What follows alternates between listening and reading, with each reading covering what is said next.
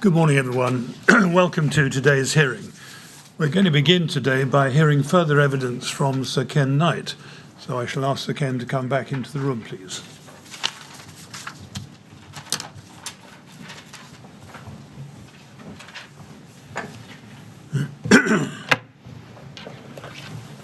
Good morning, Sir Ken. Good morning. You all ready to carry on? I am, sir. Thank you. Thank you very much. Yes, Mr. Ken. Thanks, sir. Morning, Sir Ken. Good morning. Can we turn to a fresh topic this morning, which is the generic letter sent by Terry Alifat on the 22nd of December 2009. Now, your letter to Ron Dobson referred to CLG housing policy colleagues issuing a generic statement and a letter to housing authorities. And we find that letter at LFB 000 41215.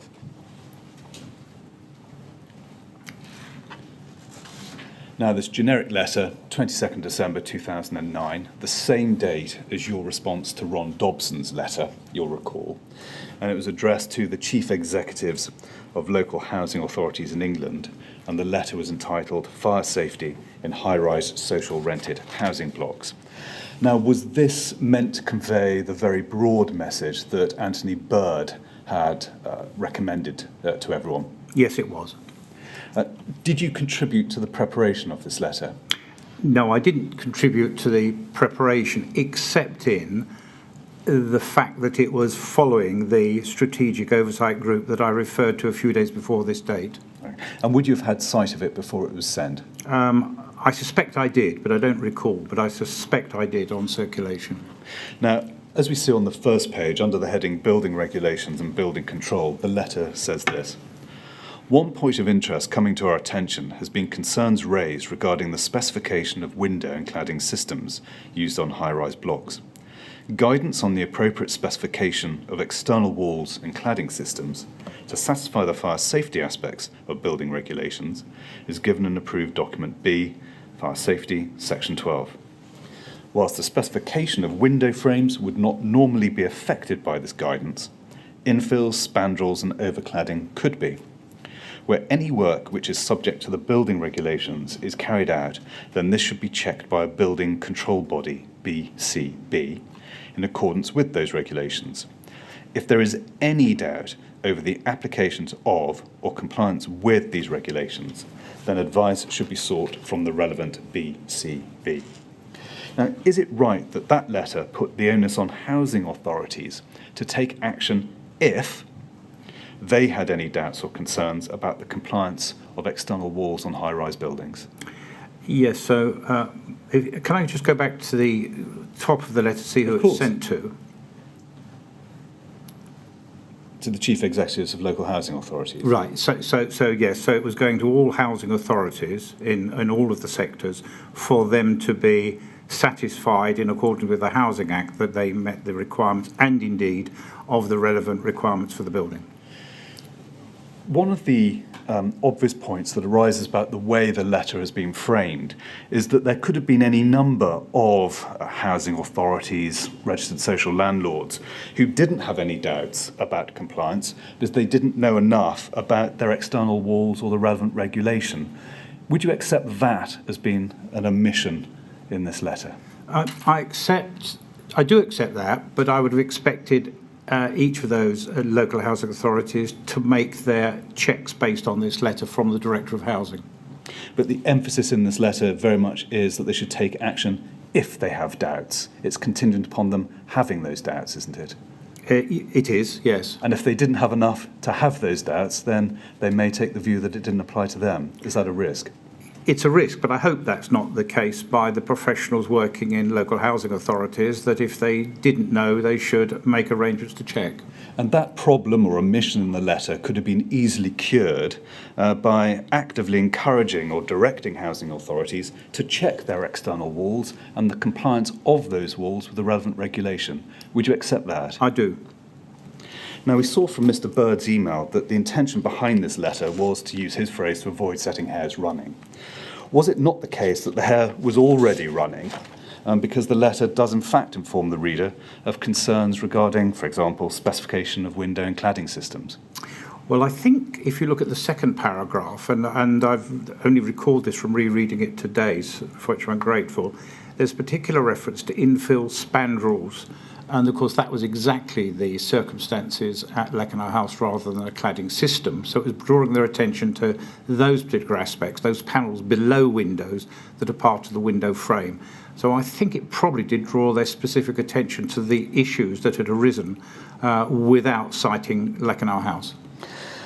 Now, one of the points that arises from all of this is this question is why did your unit, or CLG more broadly, never take action suggested by Ron Dobson, and that is to say, to ask housing providers across the country actively to check compliance of their high-rise external walls with relevant regulations? Well, I think this was the intention of this letter from the Director of Housing. As you rightly say, it wasn't from me.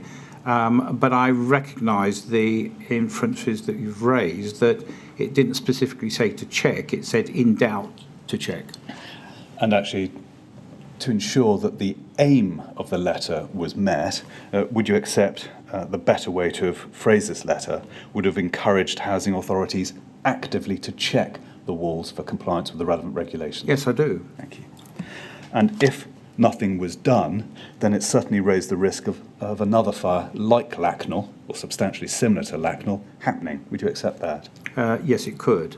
Thank you. Could I turn to a separate topic now, which is the Atherton on, I think it's Stour, you pronounce it, fire. And I think I'm right in saying that fire took place on the 2nd of November 2007, so about 18 months or so before Lakanal. Is that right? That's correct. Now, you set out very helpfully in your first statement, we don't need to go to it, the background facts to the Atherston fire, which took place in a warehouse which was constructed with sandwich panels, and sadly 4 firefighters lost their lives fighting the fire. In broad terms, is that an accurate summary? Yes, that's correct.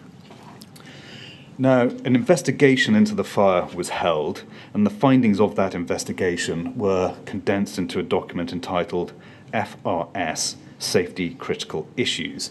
You helpfully exhibit that as KK2, and we can find that at HOM 000023122.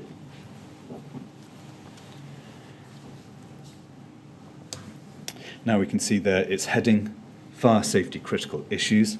Its date, the 12th of January 2009. We'll come on to see it, but I think I'm right in saying that this document was addressed to you. Is that right? That's correct. Can you remember now who drafted it?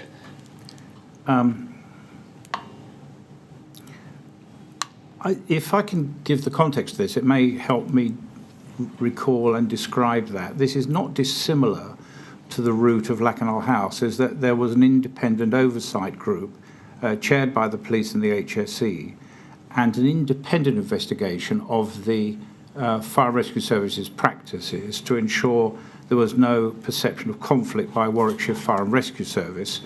And the HSE employed an ex-HMI, Gordon Russell, to conduct that work to bring to our attention the shortcomings found from his investigation and therefore the HSE's. So I'm not sure how much of this was drafted by Gordon Russell or how much came in to be drafted within my team. Thank you. Now we can see that it opens under the heading Safety Critical Issues, and below that the subheading National Issues emboldened. And it says this: the joint investigation under the work-related death protocol did agree to alert you, Sir Ken, to any FRS safety critical issues that we found during the course of our investigation into the Warwickshire firefighter fatalities, which may have wider implications for the FRS nationally. And we see 2 paragraphs below that opening, a section headed Breathing Apparatus. And if we turn over leaf to page 2, and if we look at the bottom, or towards the foot of page 2, we see the heading Fire Behaviour, and below that, Knowledge of Building Construction. Now, the text under the latter paragraph says this, and apologies for having to listen to me read out stuff again. In January 2008, you, as Chief Fire and Rescue Advisor, reminded Fire and Rescue Services of the need to ensure that operational risk information was available to firefighters in relation to high-risk buildings within their areas. In particular, the danger when fighting fires in internal thermoclad panel, open brackets, sandwich panel, close brackets, buildings, was highlighted. Dear Chief Officer letters, DCOL, 3/96, 15/99, and 4/2001, in conjunction with the FRDG report. Just stopping there, I think FRDG stands for Fire Research and Development Group, is that right? That's correct. Report, Firefighting Options for Fires Involving Sandwich Panels, describe the hazards and actions required to ensure firefighter safety when fighting fires in sandwich panel buildings. We feel it is important that fire and rescue services are reminded that firefighters, and in particular OICs, officers in command presumably. Officers in charge, so we probably call them incident commanders now. Thank you. But they were called OICs then. OICs will only be able to make a suitable and sufficient assessment of the risks at operational incidents if they are able to recognise building construction types and the impact that these buildings have on fire behaviour. When attending fires in high-risk buildings, attending firefighters will only be alerted to critical safety issues by knowledge of the building construction risks inherent in these and other types of buildings. This should also have an impact on the wider national, initial and continuation training requirements for firefighters and their managers. Now, we'll see in a moment you did go and publish a circular on these topics in due course, but would it be fair to assume that you agreed with the sentiment that incident commanders needed to be familiar with building construction types and the risks arising from the various different types of construction? Yes, I did and do. Did you also agree with the suggestion that this should have had or should have an impact on initial and continuation training requirements for firefighters and their managers? Certainly. Were you aware of other fires in this country involving modern methods of construction and or panelling? These referred to here, as the inquiries heard before, were what were described as sandwich panels. These are internal wall panels that are often found in food production plants. In this case, it was a vegetable packing plant, often movable within the building itself, but are light and easy to clean and so on. And there had previously been a sandwich panel fire in Hereford and Worcester, for which this early warnings came from in some of those early Dear Chief Officer letters. So this was not external cladding, of course, but it was sandwich panels that were often used in fruit packing and food production premises. So the answer is yes, there was previous knowledge of sandwich panel fires. Thank you. Now, you issued a circular 18/2009, which we can find at HOM 000 23213.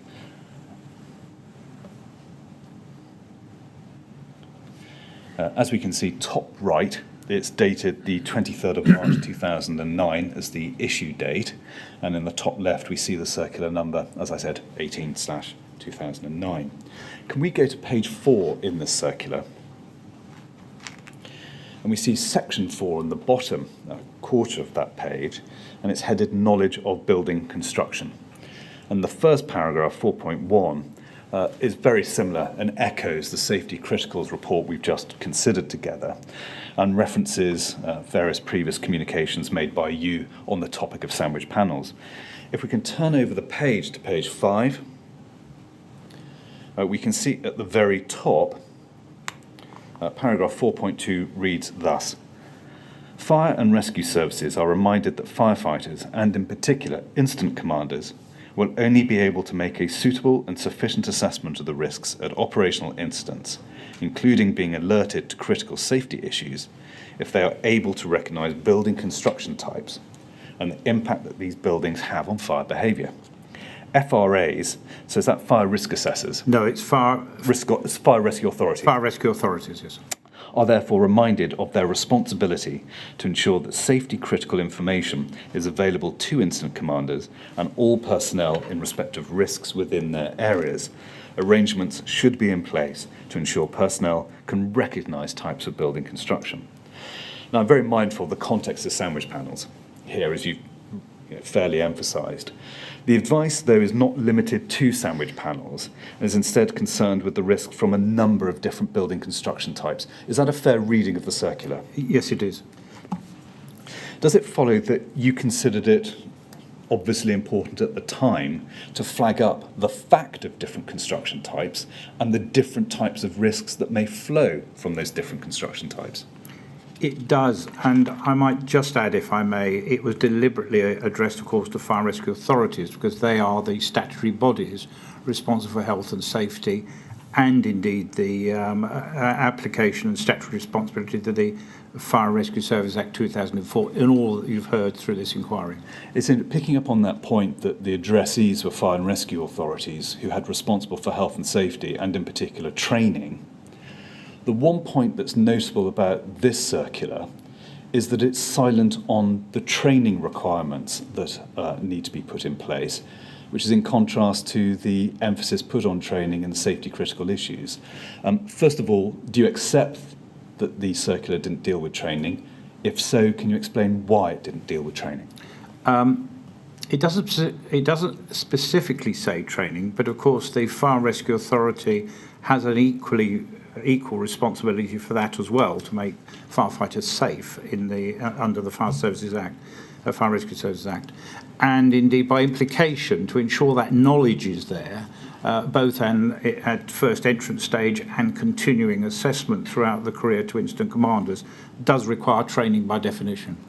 So you accept that training's not mentioned there.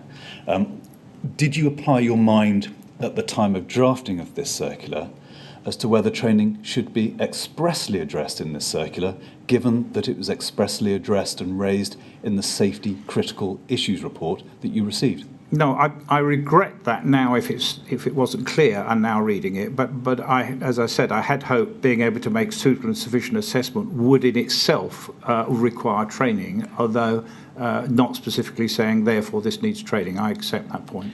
And again, there's no reason why training could not have been expressly emphasised in this circular? No. Thank you. What steps could you practically take in your position to ensure that the recommendations and advice you'd given in this circular were practically implemented by fire and rescue authorities in England?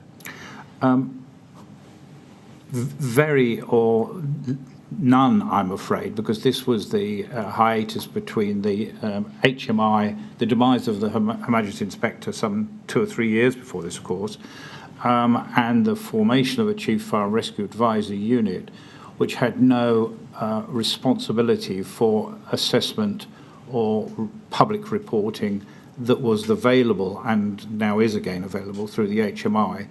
And therefore, it's true to say this was passing this to the statutory responsibility, who had the responsibility, but not government. Thank you. And presumably you'd emphasise the point that such enforcement role as you had was confined to the very narrow area of Crown premises and the application of the 2005 order?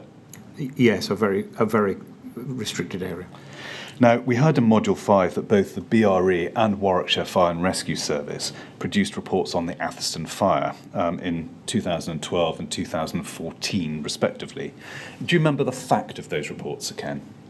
Sorry, could you just repeat the question again? Yes, the BRE and Warwickshire Yep. Fire and Rescue Service each produced reports on the Atherston fire. The BRE produced theirs in 2012, Warwickshire produced theirs in 2014. Do you remember those reports? I don't remember those reports. Now, can we go to an email sent by you on the 29th of August 2012 to Chris Bolton? We find that at HOM *0 5817.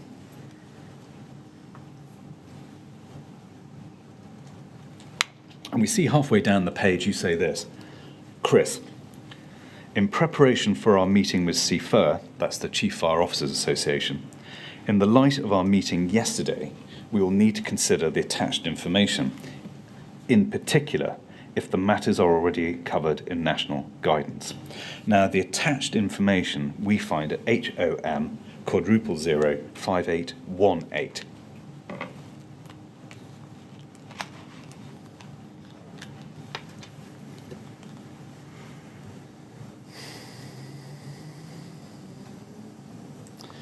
Now, the attached information, Sir Ken, was a suite of operational bulletins issued by Warwickshire Fire and Rescue Service, as we can see there. Now, looking at the first page, we see a bulletin published in March 2012. We can see from the top right. And it's entitled Insulating Properties of Non-Combustible Sandwich Panels. And if I could ask you to look at the first paragraph, which is the introduction, that says this. This bulletin is the first of several, which will be released as a result of recent experimental work carried out for the service by BRE Global. Whilst the primary purpose of this work was to inform computer modelling, the initial indications are considered to be safety critical and significant enough to warrant immediate communication. Now, if we can move to the third paragraph on that page, the bulletin said this. Whilst the existing national guidance, repeated briefly over leaf, covers some hazards, it does not reflect all of the hazards to firefighters that may be posed by panels with non-combustible or limited combustibility cores. And then the bulletin then proceeds, as we see further down the page, to set out hazards associated with insulated sandwich panels, and we don't need to go through those. But over the page, the bulletin sets out under another heading, previously known hazards from sandwich panels. And the text below that heading says this, the following hazards should already be known to firefighters, but should now be considered alongside the new information issued above. And the second paragraph below that says this, the risks associated with the risk associated with panels with combustible cores was said to include, and we can see there, hidden fire spread within the panels, production of black, toxic smoke, and pertinently, rapid fire spread leading to flashover. And then finally, below that, we see an emboldened heading, risk information, and the text below that says this. When gathering and reviewing premises risk information or conducting joint 017 RRO inspections. Can you help us? 017, what would that be? Well, I think this is a Warwickshire Fire and Rescue Service document. So RRO would have what I now call the fire safety or the FSO. Yep. The 017, I suspect, was 72D in the format they were being used in Warwickshire, but I'm second guessing what I'm reading. I'd assume that was the case, but you can't think of a contrary assumption. No. Crews should be mindful of these potential hazards and should consider the construction of the building along with its function. Crews should already be noting the presence of sandwich panels on 017 forms, and this should now act as a prompt to gather any information available on the type of panels involved, combustible or fire resistant, and how extensively they are used within the building. Now, we saw a few moments ago your email to Chris Bolton that consideration would need to be given to whether this information was in national guidance. Now, following that direction of yours to Chris Bolton, what conclusion did you or your unit reach on that point? I believe we concluded that these issues were covered in the GRA that had previously been issued regarding cladding panels. That's my recollection. What practical steps did you take, if any, to ensure that national guidance fully and emphatically reflected the hazards set out in this Warwickshire Bulletin? That was the purpose of my note to Chris Bolton, who you may recall from yesterday was chairing the project board for the National Operational Guidance Programme to check that against the work flowing through that work. Now, are you saying that the hazards were addressed in GRA 3.2, or were those hazards specifically addressed in another generic risk assessment? I can't recall precisely, but my understanding at the time was that they were already covered in GRA 3.2, but they may have been covered in the Incident Command GRA as well. When you say it was your understanding at the time, did you go back and read the relevant GRAs yourself, or did you rely upon the advice and briefing provided by Chris Bolton or someone else in your unit? No, I relied on others to do that. I had every confidence in the team that I had, who were all professional fire officers and on secondment. But you didn't undertake the straightforward task of reading the relevant GRAs yourself? I didn't. When you were considering the role of panels at Lakanal House, and Commissioner Dobson's suggestion that housing authorities be asked to check the specification of panels on high-rise buildings, did you have Atherton in mind, and in particular the lessons of Atherton regarding hazards posed by particular types of panels? No, I didn't. And that last sentence in risk information, which is Warwick's sentence, not mine, how extensive they're used within the building, is still specifically talking about those internal sandwich panels rather than the external construction. Now, in June 2012, you received an email, which we can find at HOM *0005784, from Dr. James Glockling, I think he went by the name of Jim, who is Technical Director of the Fire Protection Association. And we can see he said this: as promised, interesting video footage of a fire on a very modern building climbing up flammable external cladding. Very rapid development. And he provided 2 links with information about the Roubaix cladding fire in May 2012. Can you remember now what had prompted Dr. Glockling to send you information about the Roubaix fire? Jim Glockling was and is a member of the Fire Protection Association, as you can see from the email heading. We referred to the FPA yesterday in the operational guidance, if you remember, who jointly wrote with the Chief Forest Association about sector-led guidance. And so he was very engaged in what was happening elsewhere about cladding fires, and this would have been one of those emails that he sent me. I had a number of conversations with Jim Glockling. Dr. Glockling gave you the instruction to polish up your French. No disrespect, Sir Ken, was your French up to understanding what message was being conveyed in those various videos? No, I'm afraid my schoolboy French didn't allow me to read this technical document and understand the detail of it.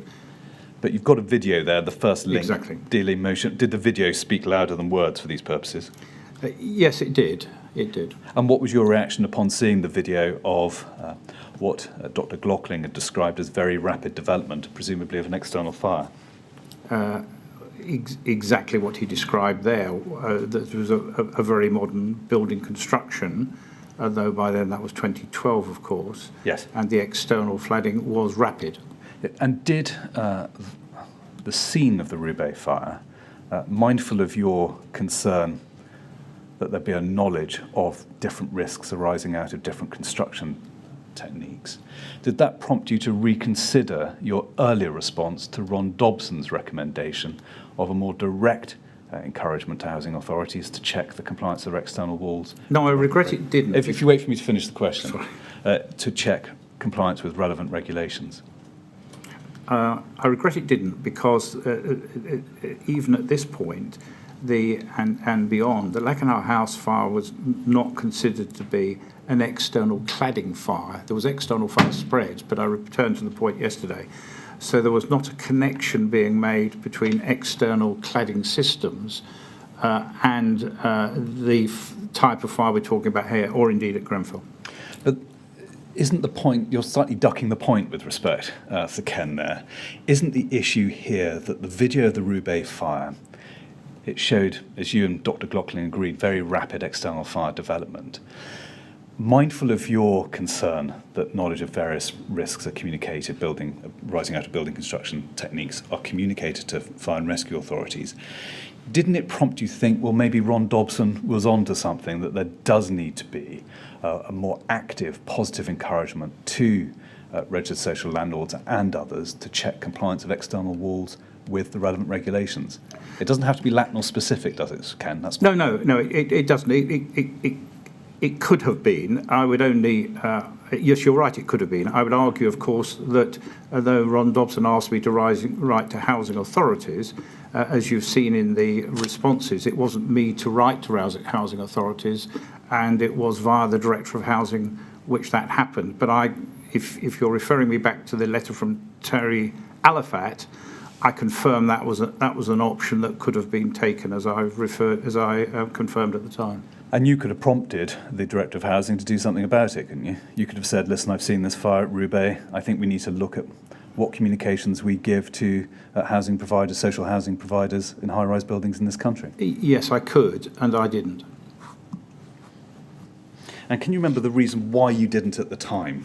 I think it was entirely because of that connectivity between what we'd seen elsewhere in external fire spread, which was not considered exceptional, and although you didn't want me to refer back to Lakanal, I will again, to Lakanal, with an external cladding fire, which is what was shown in the French video. Now, you're 6 months off retirement here, if I'm sorry to put it so bluntly. Given the developing knowledge, Roubaix, you had a very rapid external fire. Looking back now, do you agree that whole building fires brought about by complex modern construction techniques, including cladding systems, was something that government and your unit and CLG more broadly could have done more to prepare fire and rescue services for? Yes, through, as I said yesterday, through the lens of the knowledge I now have, I think you're right. There is more information that could have been available at that time throughout the fire sector. And if we can sort of look at sort of what knowledge there was at the time, I'd like to discuss with you concerns raised by the all-party parliamentary group. Now, am I right in understanding that the all-party parliamentary group on fire safety had as one of its members a Mr. Ronnie King? That's correct. Now, if we go to CLG 1000553, we see an email chain dated the 8th of December 2010. And we can see from the second email down that Brian Nash is giving a wide group within DCLG, including you, a report of the pre-inquest hearing at Lakanal Inquest. Can you help us? Who was Brian Nash and what position did he hold? He was an official in the department, DCLG, a policy official. I don't recall exactly what his reference was, but he was probably a grade 6 officer, I suspect. Now, if we look at the penultimate bullet point on page 1, we can see that Brian Nash reported that Ronnie King had raised a question with the coroner about whether certain sprinkler evidence could be adduced in the inquests, which I think the coroner thought was premature at that stage. And if we go to the top of page 2, sorry, the top of this page, sorry, top of page 1, that's my fault. You wrote to Brian Martin, copying in a more limited number of addressees than the original email included, and you said this: I spoke to Ronnie King, alias Knight, at the inquest. Despite your letter, he feels that Part B is still far from clear, which new buildings are required to have sprinklers. Could you publish it in colouring book style with crayons?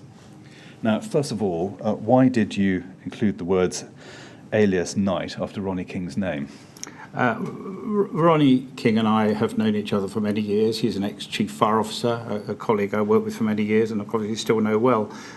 So it was no more than an internal conversation by email I was having with Brian, and both of those quips about colouring style book or indeed alias Knight are probably self-evident in the fashion that I wrote it, and I regret it being exposed in this way, but it was no more than that. Well, the clear impression from that final sentence is that you didn't take Mr. King or pertinently his concerns about ADB seriously.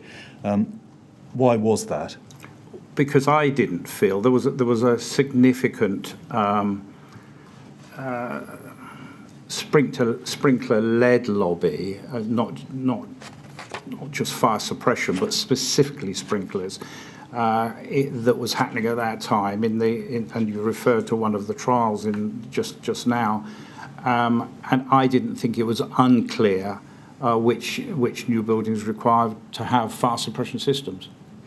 And were you also aware that the APPG had raised concerns about the use of combustible materials and the lack of adequate guidance on external fire spread? I wasn't aware of that, although I've become aware of it through this inquiry. So you weren't aware of it during your time as the Chief Fire and Rescue Advisor? No. I was aware of the sprinklers aspects, not the external wall aspects. Taking the step back, the impression from the more limited distribution list of your email to Brian Martin is that CLG was of a like mind with you, that you didn't take Ronnie King or his concerns seriously. Is that a fair assessment of the position? Probably because of the trials that were conducted and the lobby that was emerging on behalf of the sprinkler industry to influence these aspects. Now, can I move to a separate topic, which is they really apply more to fire risk assessment, and particularly the question of fire risk assessor competency under the 2005 order. Now, before you were appointed the Chief Fire and Rescue Advisor in 2007, presumably you had little, if any, practical experience of undertaking fire risk assessments under the order. I had no personal experience under the order. I was a fire safety officer much earlier than that in the previous legislation. Mindful of that and mindful of your senior executive experience in various fire and rescue services in England, by 2007, had you yourself reached any view on the competency of the providers of commercial fire risk assessment in the industry? No, I hadn't, but I understood the rationale that not in the case of my own area of responsibility for enforcement in Crown premises, but the fire safety order was so broad in so many premises, it was difficult to require competency of a significant level in all of those premises. And you'd recognise the rationale. From what you say there, you recognise at the time that there may well be issues or problems, being more direct, with ensuring that there was the requisite level of competency on the part of fire risk assessors in the industry in the early days of the order's life. Particularly, yes, particularly for the more complex buildings. And was that a concern which you raised with people at the time as something weighing on your mind? I didn't, because we need to separate the role I had was an enforcing authority, not the regulator. The regulator was clearly the department, and I was just one of a number of enforcing authorities, happened to be for Crown premises, just as a fire and rescue authority would be an enforcing authority, and the regulator was the person responsible for the order itself. Crown premises, there's quite a lot of them in England. You had a substantial obligation in terms of enforcing compliance with the order in respect of those premises. What had been your practical experience of the competence of fire risk assessors in the early days of the life of the order? Well, the predominant fire risk in Crown premises was and remains prisons, and that was the reason for having consistency across the country with a single enforcing authority.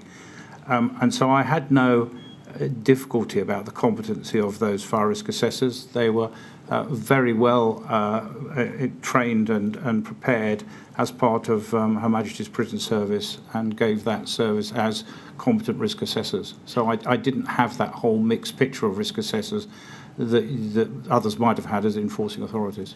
And so were your concerns about competency, if I can put it like this, analytical, i.e. it was you thinking through the implication of the order, as opposed to hearing concerns, complaints on the ground, or via your experience as the enforcer for Crown premises? Yes, I didn't hear those as the enforcer of Crown premises. Thank you. Can we go back now to your report on the Lakanal House fire, dated the 30th of July 2009? We can find it at HOM *0001092/1.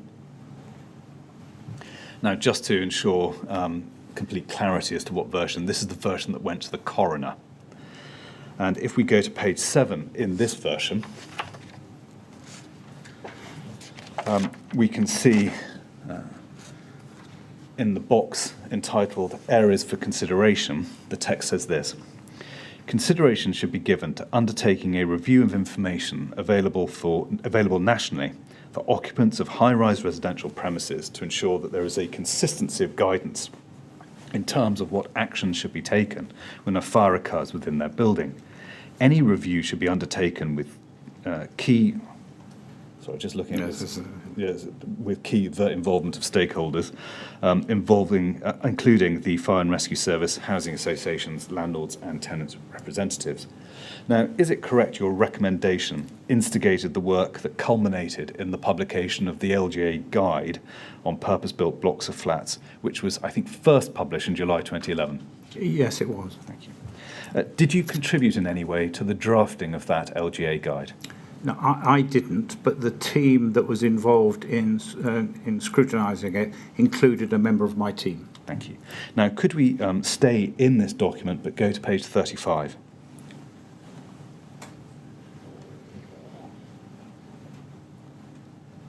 Now, we can see at the bottom of this page your report considered the 2005 order, and you provided a useful overview of the legislation there. If we can turn over the page to page 36, and the foot of that page, you'd included a section entitled Emerging Issues, and you said this: there is a requirement under the fire safety order to appoint one or more competent persons to assist the responsible person in undertaking the preventable and protective fire safety measures within premises. However, there is no similar requirement for a competent person to be appointed to assist in making a suitable and sufficient risk assessment. It is important that assurance be given to both the responsible person for the premises and the enforcing authority that a risk assessment has been undertaken by a competent person, particularly in relation to high-risk premises. And if we go over the page to page 37, we can see at the head of page 37, you made this recommendation. Consideration should be given to conducting a review as to how the responsible person, under the regulatory reform Fire Safety Order 2005, can be assured that their assessment of risk is suitable and sufficient, particularly where the premises is of a higher risk. This assurance is particularly important where the responsible person may be relying on using someone else to undertake the risk assessment. Where appropriate, the current fire safety order guidance should be amended accordingly.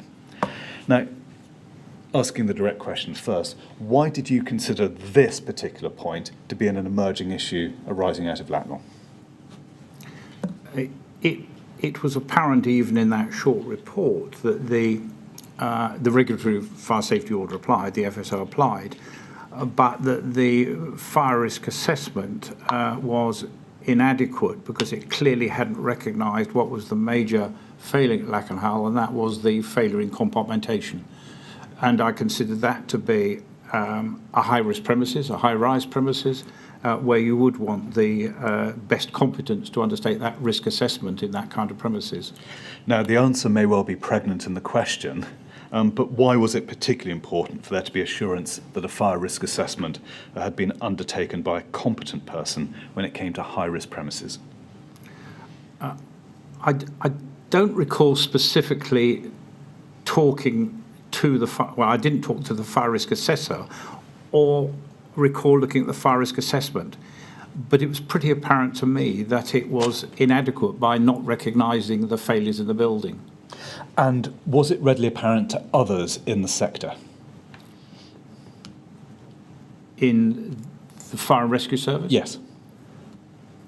Yes, I think so. I certainly was apparent, for example, by the investigation that London Fire Brigade took, that fire risk assessment would not have been appropriate to show that building was safe in the circumstances. Could we go to a separate email chain which can be found at HOM00111611?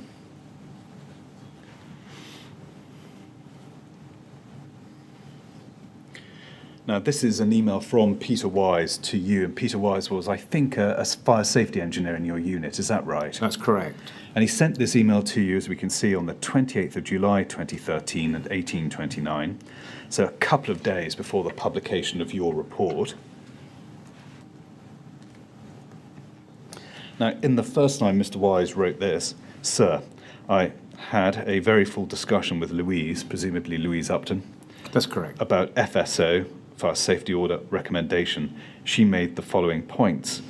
Now, when he stated he had discussed the FSO recommendation with her, I'm assuming that is the recommendation which we've just been discussing. That would be my assumption as well.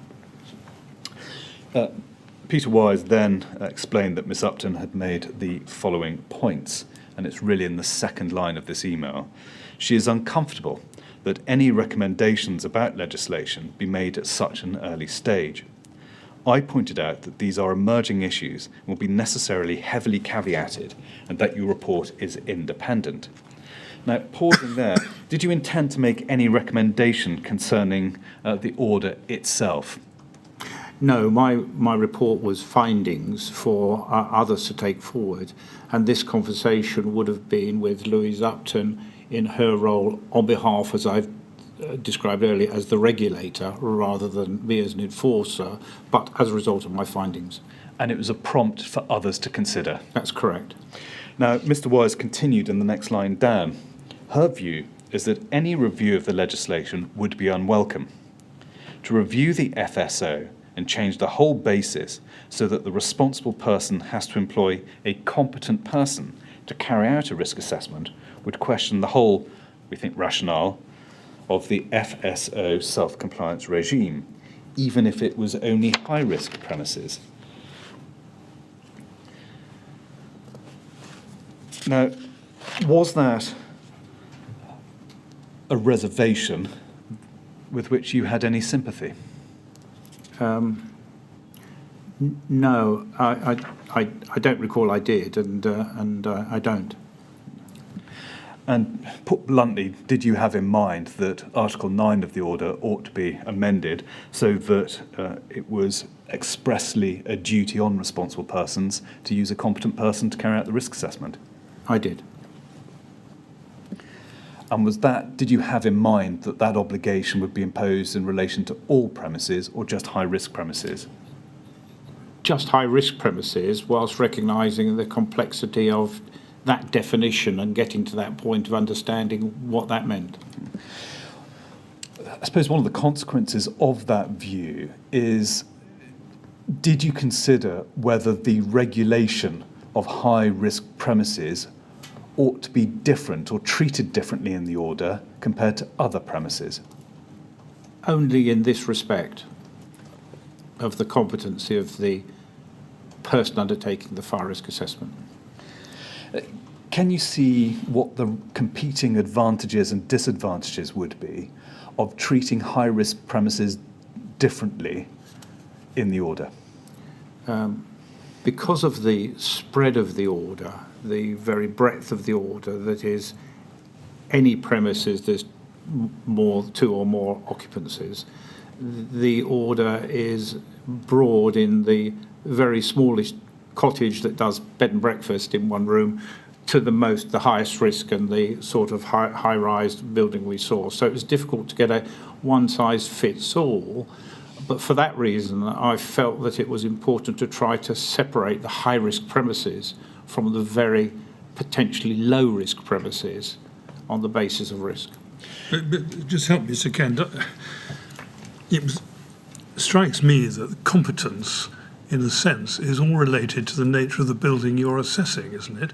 You could be competent to do the cottage that does bed and breakfast, a small, simple building, let's assume, and not to be competent to tackle a high-rise residential block. But in either case, you would need to be competent for the job you're doing, wouldn't you?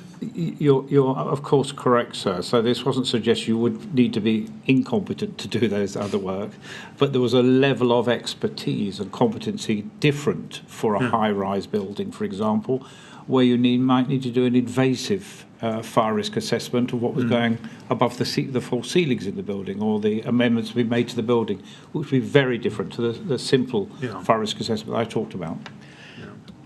So, Ken, looking at the fourth paragraph, Mr. Wise wrote this.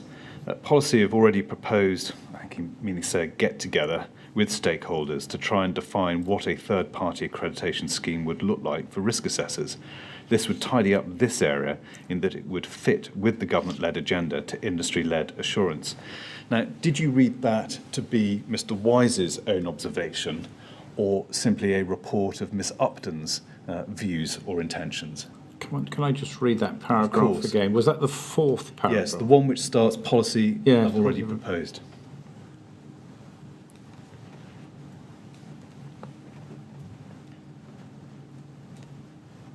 That by inference, some implication is that policy, meaning in this case Louise Upton, but the regulator by definition.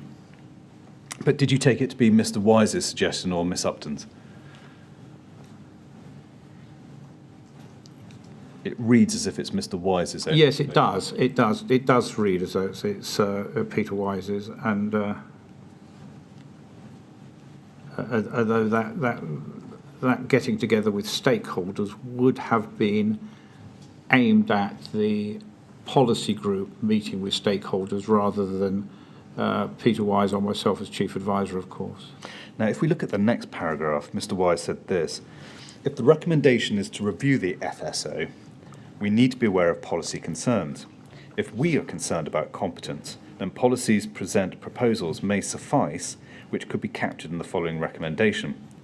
A review should be undertaken on how the responsible person under the FSO can satisfy themselves that the suitability and sufficiency of their risk assessments is adequate, particularly where the premises is of high risk and falls outside the scope of the CLG guidance documents aimed at low-risk premises.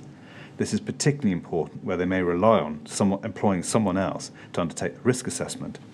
Now, did you read that passage of a record of what Miss Upton had said, or as a unilateral proposal by Mr. Wise? I think that's a unilateral proposal by Peter Wise. Would you agree that the Mr. Wise's proposal is effectively identical in substance to the recommendation you'd made in your final report on Lakanal? I do.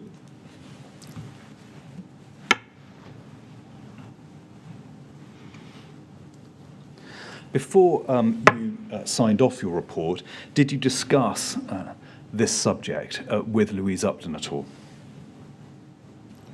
I don't recall, but I suspect I would have done as a policy colleague working in the same building in the same department. Would you say it was likely, probable? Likely. Did you discuss the topic with ministers at all before you finalised your own report? No, I didn't. And would that be the normal course?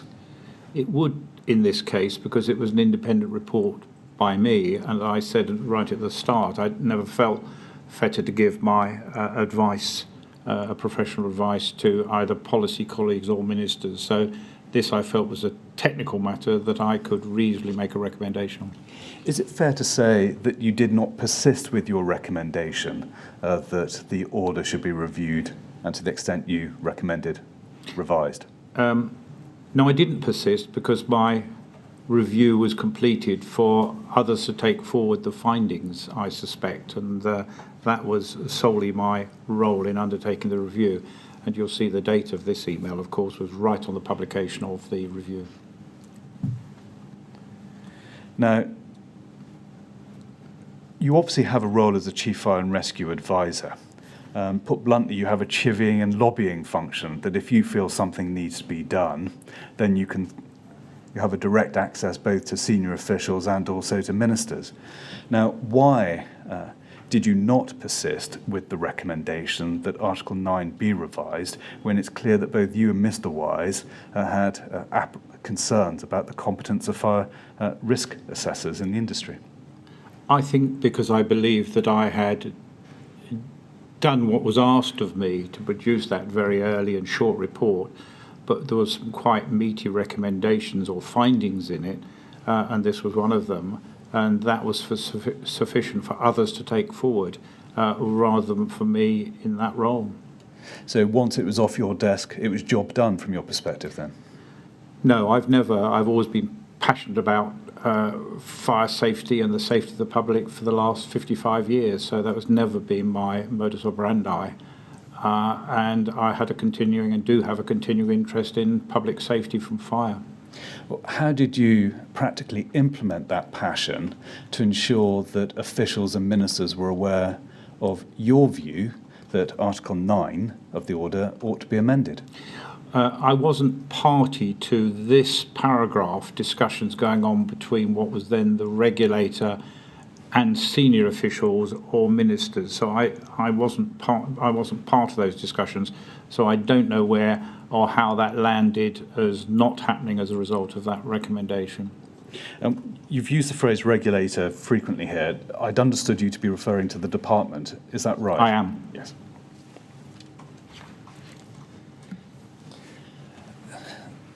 Wasn't there, though, I'm mindful of what you say, but wasn't there a sort of continuing obligation on you as the Chief Fire and Rescue Advisor to make sure that this issue of competency remained at the forefront of official and ministerial deliberation, and in particular your view, shared by Mr. Wise, that Article 9 ought to be amended along the lines you suggested?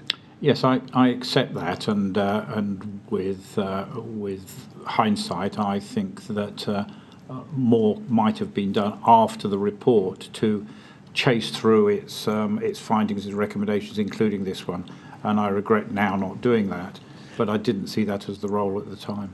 Were you put off by the fact that Miss Upton was clearly not minded, and I put that at its politest, not minded to entertain a review of the order, and that you were, having seen that, you were put off pursuing the point any further?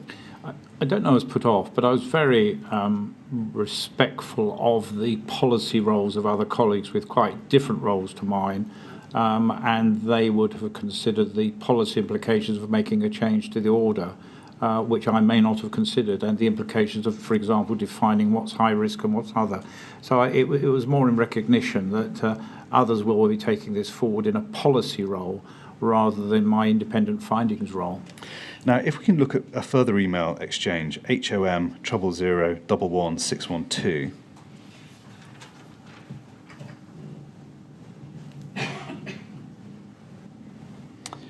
Thank you. And the first email at the bottom of the page is from you to Peter Wise, Mr. Bolton copied in. And it's also dated the 28th of July 2013 and is sent at 18:41, which I think is 2 minutes or so after the one we've just been looking at. Now, it appears to be a response to Peter Wise's email. Is that right? Yes. And you say this, Peter, I have reflected on Louise's view that if a risk assessment is not suitable sufficient, the regulator will say so. Now, you'd had 2 minutes. You couldn't possibly have reflected too hard on that, or is it a point that she'd raised far earlier?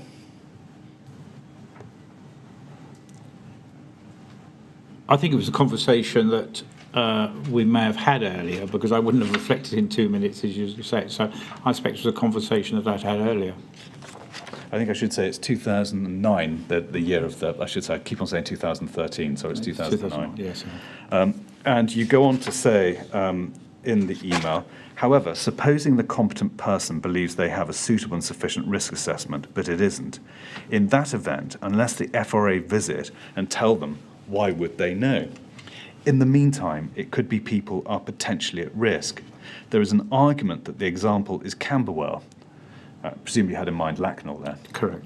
Where there is some evidence that a risk assessment was done by an environmental health officer. This seems to support the argument for assurance. Ken, what did you mean when you said there was an argument for assurance? It refers to that third-party accreditation for assurance that's referred to in that email, and so that for fire risk assessors to have a third-party competence assurance by a independent body or bodies to give some comfort to the responsible person that they were employing a competent assessor. Now, at this stage, did you still hold the view, presumably you did, that the order and Article 9 required amendment?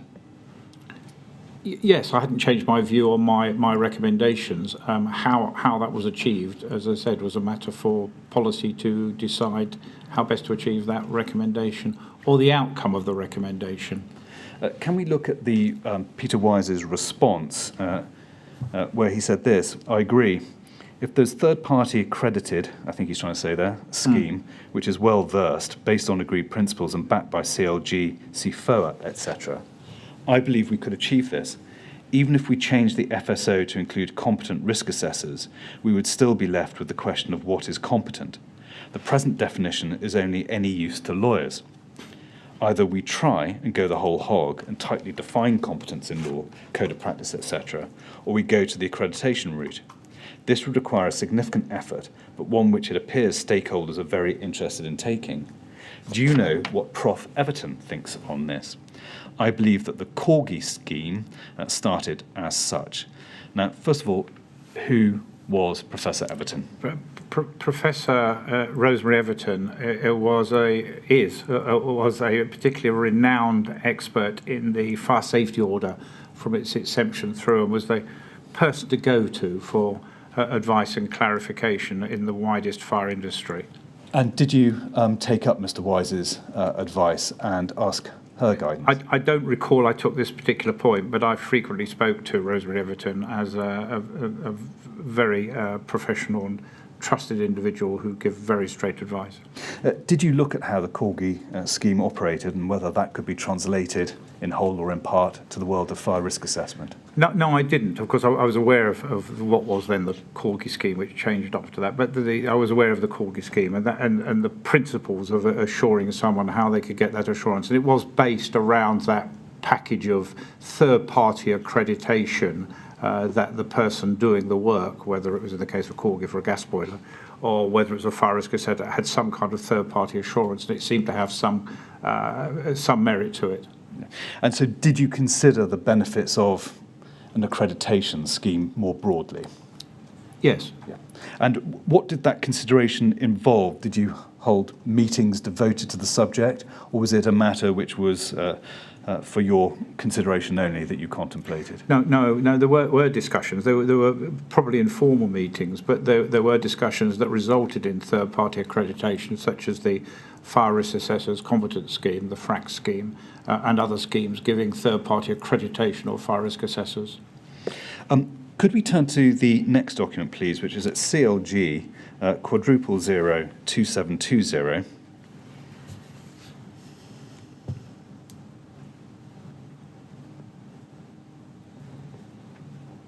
And we can see in the right-hand column on the first page that this is a submission from you to the then Secretary of State, Mr. Denham. And further down the right-hand column, the date is the 29th of July 2009, so the day before your report was published. You were due to meet the Secretary of State the following day, so on the 30th of July, to discuss the contents of your report. Is that right? I'm sure it is. I don't recall that or the meeting, but I'm sure it took place if it was supposed to take place. I'm assuming that this submission was sent with your report to the Secretary of State. Is that a fair assumption to make? Yes, that's correct, and copied to other ministers. And did the report you provided to the Secretary of State contain the same recommendations that we've been considering, i.e. to consider competency of fire risk? I'm confident it did, but I haven't. I can't recall if it was the same. But I see no reason why it shouldn't have been the same. Now, turning to the top of page 2 of that document, your submission said this, but also note that due to time constraints, this report has not yet been reviewed by policy colleagues, and they will wish to consider its implications and make comment. Who were the policy colleagues you had in mind here? Well, some of those colleagues would have been those in housing. Others would have been in fire safety order policies, such as Louise, because this was an independent report that was time constrained by the Secretary of State for him to have a report back. This was not a long report that would reach all those policy considerations. And so this was into the department of all those aspects that needed to consider the outcomes and findings. Was it right that none of that team, so the policy team, had previously seen a draft of your report? We might have had, no, I don't recall that. We may have had discussions on the general direction of the findings, but not the outcome of the report as far as I can remember. Would they have seen drafts or extracts of the drafts of your report? I don't recall. I doubt it.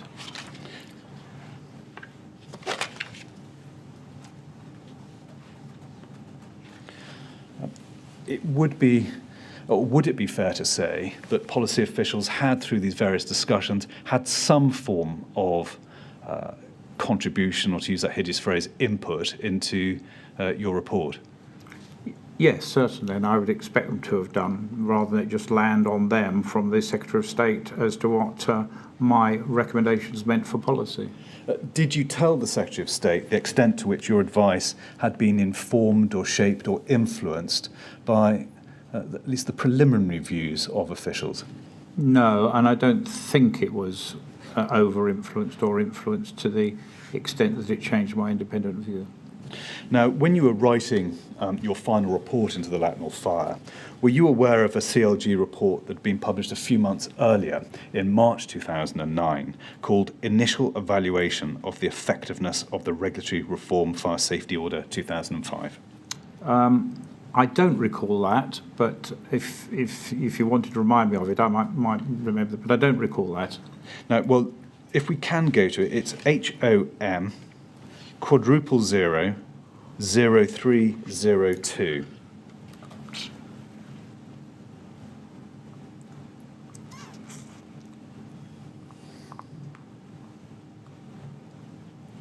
Does that ring any bells? Yes, it does. Yes, I think this was a routine update of the fire safety order having been in place for however many years since its inception in 2006. So it'd been 3 years.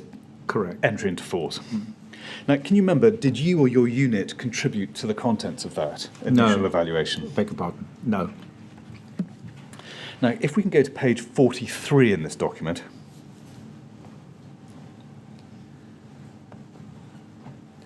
we can see there section 3.9 is entitled FRA's Views of Third-Party Safety Consultants, and FRA, Fire Rescue Authority. And if we go to the bottom of this page, the final paragraph says this: some FRAs described concerns they felt over the work of third-party consultants or other commercial fire safety organisations. The central problem they raised was the variability in the perceived level of competence among these consultants. Now, were those concerns something about which you were aware in or about March 2009?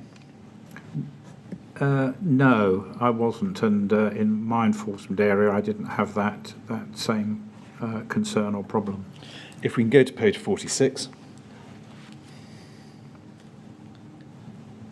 and if we look at the second paragraph, it reads this: while the fire rescue authorities recognised and welcomed the existence and development of registers of quality assured fire safety services, several said that a national scheme of accreditation or licensing would be helpful and preferable.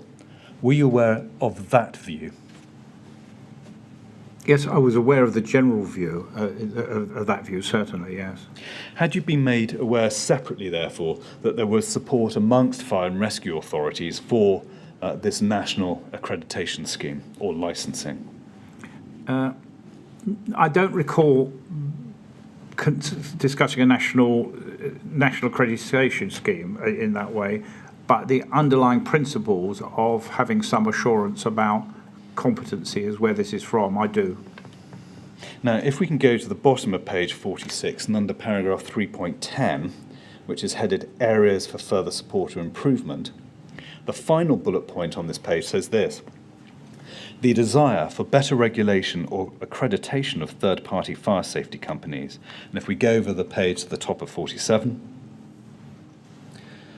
we see the chapter heading Responsible Persons' Experience and Perceptions. And that goes on to deal with those various matters. Presumably you read the initial evaluation. Yes. In light of what you'd learned there, did you see fit to advise any ministers about the development of a national accreditation scheme, bearing in mind the concerns that have been reported in this document? No, I didn't. Did it cross your mind to do so? No, it didn't, partly because that wasn't the remit in my remit and role, which was outward facing to the fire and rescue services. Had the concerns that you'd read in this report of March 2009 informed or in any way shaped the views that we've just been considering in your final report on Lakanal about the need to amend the fire safety order, and in particular Article 9? I don't recall that link, but I suspect it was a link in my mind to build on what this overview of 3 years into the fire safety order was finding, but I don't recall that link in this way. Had I done so, I would have made that link in the Lakanal House report myself. Can you help us as to why the contents of this initial evaluation of the order had not weighed more heavily in your mind to encourage you to persevere with your recommendation that Article 9 ought to be revised? No, I don't, and I don't recall what the outcome of this review was in terms of the policy changes that were being considered.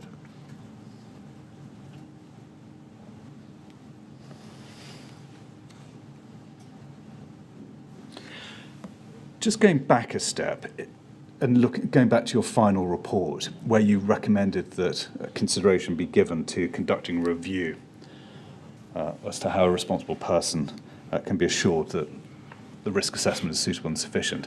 Who did you have in mind carrying out that review? Would it be policy officials in the department or someone from outside the department? I didn't have any one person or body in mind. Either it would have been quite natural for either the policy to lead on it, the policy colleagues, or indeed for them to outsource that review on that specific subject if they wish to do so. Thank you. Sir, it is 11 minutes past 11, probably 4 minutes shy of normal. However, given where we've got to in the plan, it's probably best to take the break now than for me to plough on for 4 minutes and then break halfway. All right, well, we can take a break at that point. How are you getting on, just for our information? Have about 15 more pages of the plan to go, so I would have thought about 90 minutes. Right. Well, so again, we're going to have a break at this point. I'm going to say we'll come back at 25 past 11. When council says he's got 90 minutes, I sometimes add a little bit for overrun, so we'll see how we get on, but it looks as though you might hope to be through by lunch. Anyway, we'll see. Would you go to the usher, please, and remember not to talk to anyone about your evidence.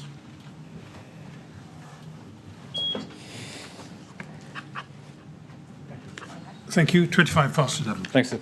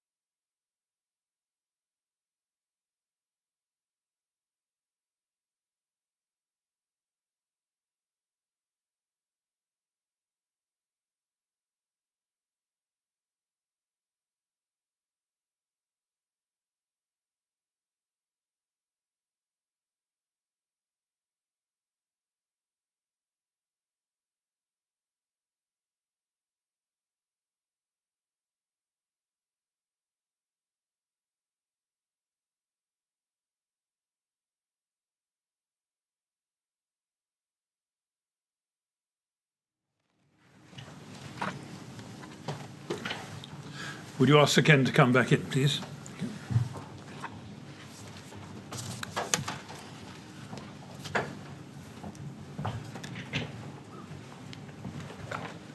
Thank you, sir. All right, Sir Ken, ready to carry on? I am, thank you. Good, thank you. Yes, Mr. Kinnear. Thanks, sir. Sir Ken, just following up on the matters we've been discussing earlier on this morning, number of instances you've said that you completed your report into Lakanal and then handed it over to policy colleagues, and that was that. It raises the question as to what you perceived the role of the Chief Fire and Rescue Advisor to be. Because if the role is not, for want of a better phrase, to keep policy officials' feet to the fire on things that you consider to be important, what is the point of the role? I certainly don't think it was the role of the very new role, of course, the Chief Fire and Rescue Advisor, to keep policy officials' feet to the fire, who each one of them had an expertise in their own area and were equivalent in civil service rank.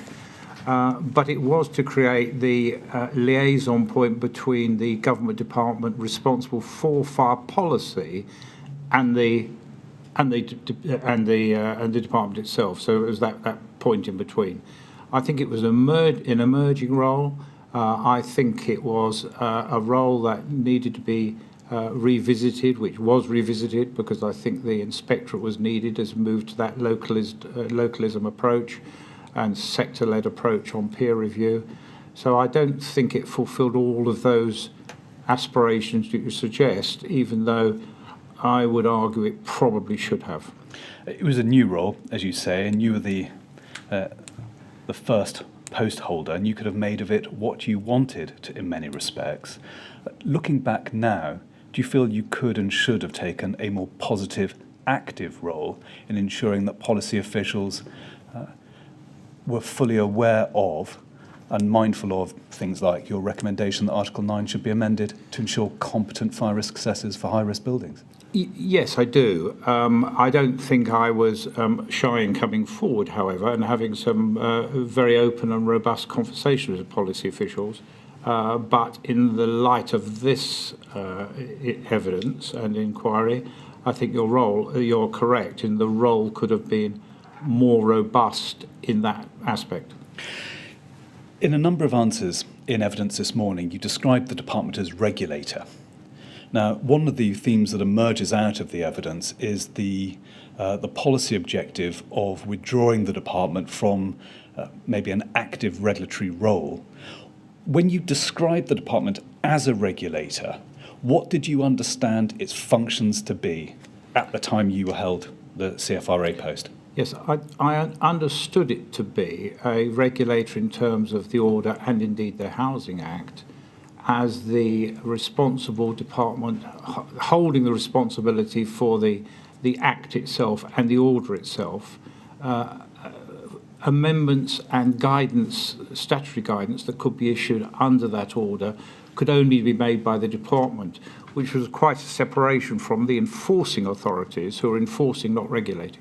So you saw them more as custodians of the relevant legislation rather than the traditional regulator, which has the enforcement element as being one of its defining constituent roles. That's a good clarification, and absolutely yes, not a regulator, but the holder of the legislation and the advice to enforcement authorities. Now, if we can look at the work that was done following your report into Lakanal, and if we can go to HOM quadruple 0612. We can see that after the report was published, Louise Upton drafted advice in September 2009 to Sandy Bishop, who was the Deputy Director of Fire Policy in 2009, and Shona Dunn, who was the Director of the Fire Safety Policy team also at the time. And the subject matter was, as is set out there, competency of fire risk assessors. And we can see that you are copied in. You're the first list, identified on the list. Now, if we can go to page 2, and you see at the bottom of that page there's a heading consideration, and Miss Upton wrote this: To date, ministers have confirmed that government has no plans to establish an accredited quality assurance scheme for those involved in the provision of fire risk assessment and other fire safety services.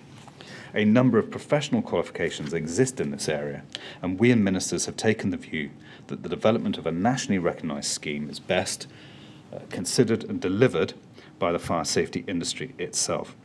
Government has neither the expertise nor the resources available to implement and manage such a scheme. However, as the level of concern over this issue became apparent, ministers indicated that they would be willing for officials to discuss with interested parties the concept of a nationally recognised accreditation scheme for fire risk assessors.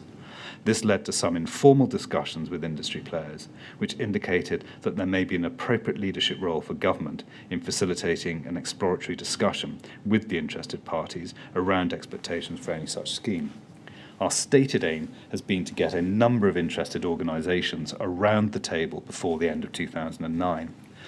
Now, were you involved in advising ministers on whether there should be a nationally recognised scheme, whether overseen by government or the industry? Only via my report to the Secretary of State. And you proffered no advice thereafter? No. Are you aware that on the 14th of December 2009, the Fire Risk Assessor Competency Council was set up? I am. Were you involved in advising those who sat on the Fire Risk Assessor No, I Competency wasn't. Council? Were you otherwise involved in discussions about setting up a nationally recognised scheme, whether those discussions were formal or otherwise? No, I wasn't involved in those discussions. Did you seek to involve yourself in those discussions at any stage? No, I was aware that it was taking place and the policy colleagues were leading on the work for the department. Would it be fair, therefore, to say that you took a passive role in this, that if someone sought your advice, you'd give it, but they didn't, so you didn't? I was certainly an interested party, so I wouldn't actually describe it as passive, but I wasn't actively involved in the work taking place with the Competency Council, certainly. So you were somewhere between passive and not active? That's fine. Yes. Now, if we can look at the summary of the meeting that was held on the 14th of December 2009, that can be found at HOM *0003817.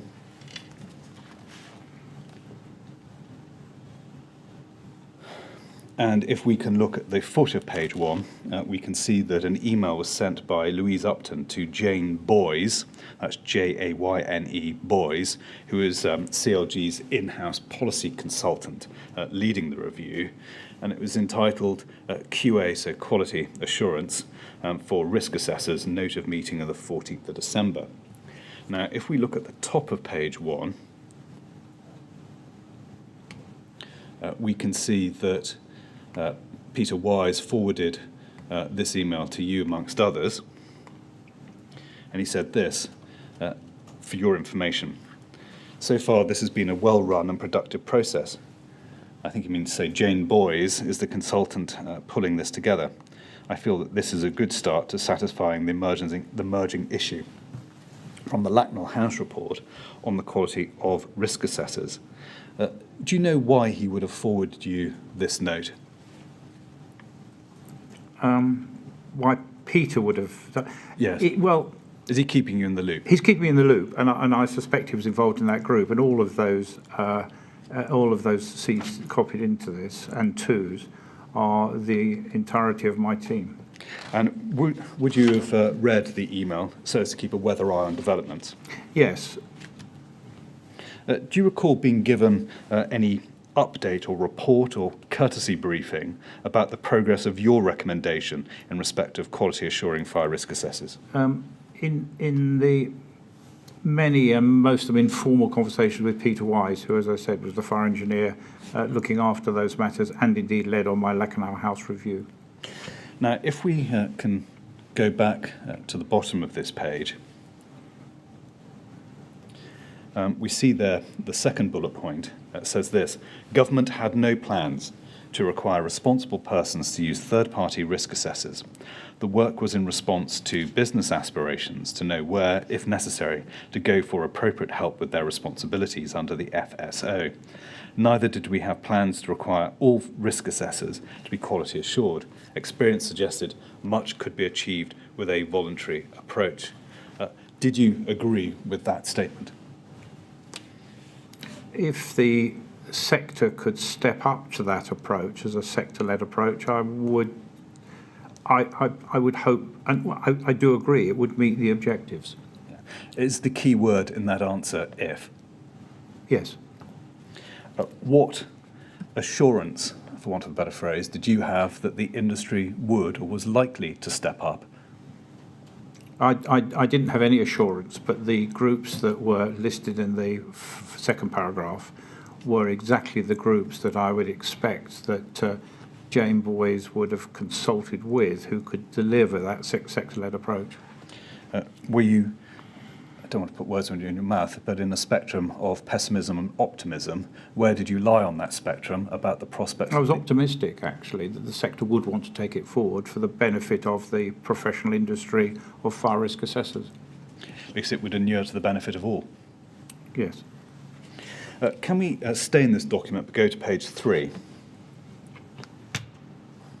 And if we can look halfway down the page, we can see the agreed points, which are in bold, were as follows.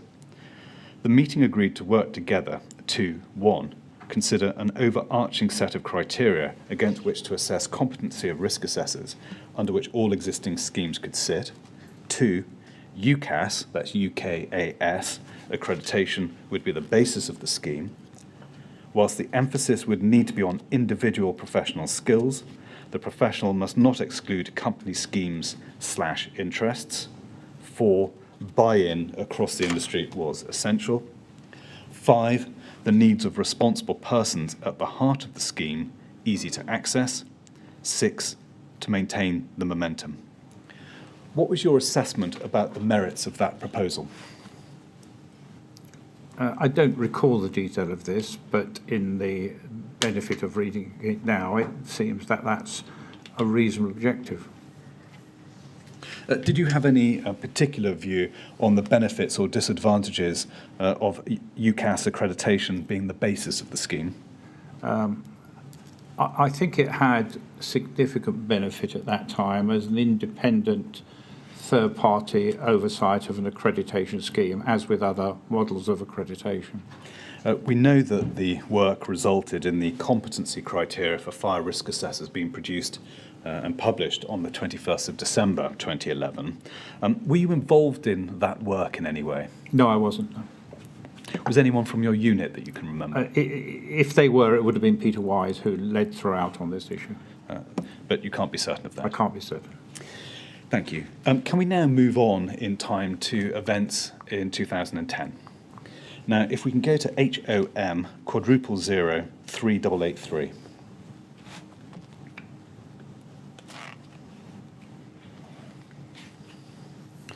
We can see here that you gave a speech at a Westminster briefing, which was entitled Prevention Over Cure, Improving Fire Safety in Local Communities. Can you remember now who attended this speech of yours? I don't actually. I obviously know the speakers. I don't remember the attendees, I have to say. Don't worry.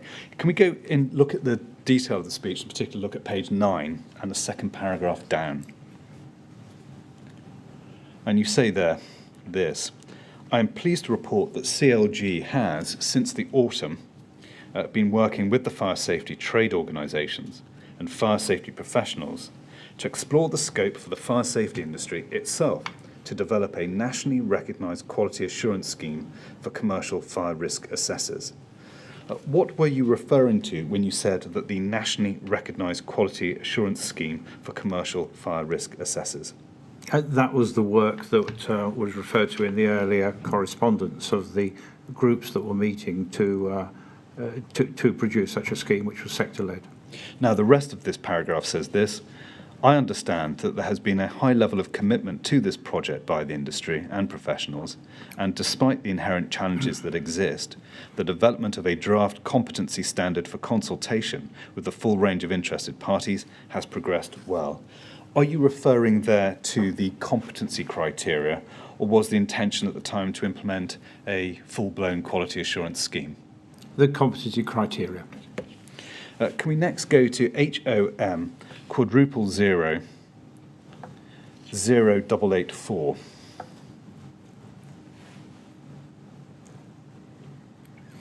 This is another submission to ministers prepared by Louise Upton and sent to Bob Neal, who was then the Fire Minister, and it's dated, as you can see, July 2010. If we can go to page 3 of this document,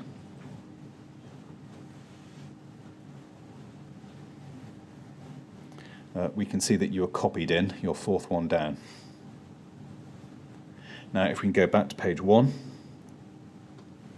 paragraph 2 of the summary says this: the submission seeks confirmation that you, i.e. the Minister, are content with our current approach of encouraging the sector itself to address business concerns, that some form of quality assurance for commercial risk assessors would be helpful, and that the sector itself is best placed to affect business confidence and improved fire safety outcomes. Now, did you agree at the time that quality assurance for commercial risk assessors would be helpful, and pertinently, that the sector was best placed to provide that assurance? Yes, I did. The submission continues. Businesses are unlikely to welcome the burden of further regulation in this area, and any requirement in this area would undermine the fundamental principle of the Regulatory Reform Fire Safety Order, which is to allow those best placed to understand the risks to manage them down to an appropriate level as they see fit. Did you agree with that statement? Yes, because it was the nature of the Fire Safety Order itself that was built on the principles of the Health and Safety at Work Act. Yeah.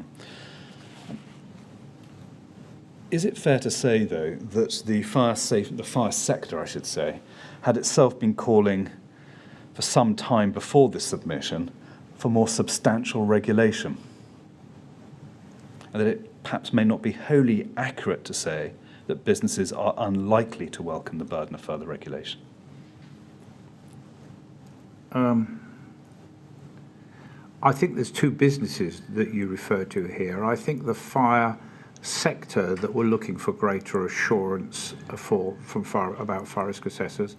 The burden being referred to here, I suspect and suggest, but didn't draft this, would have been the general burden imposed on business that was required to have fire risk assessments undertaken. Which they'd have to do anyway under the order. Of course.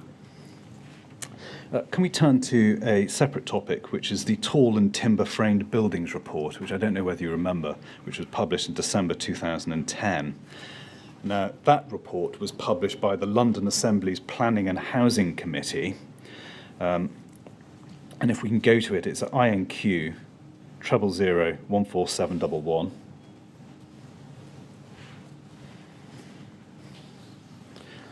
Do you remember this report at all, Sir Ken?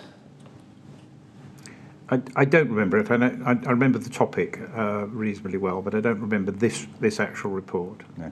We don't need to go to it, but you were copied into a briefing note from Louise Upton, which was dated the 29th of March 2011, about the report and the government's response. Now, staying with the report, can we go to page 34?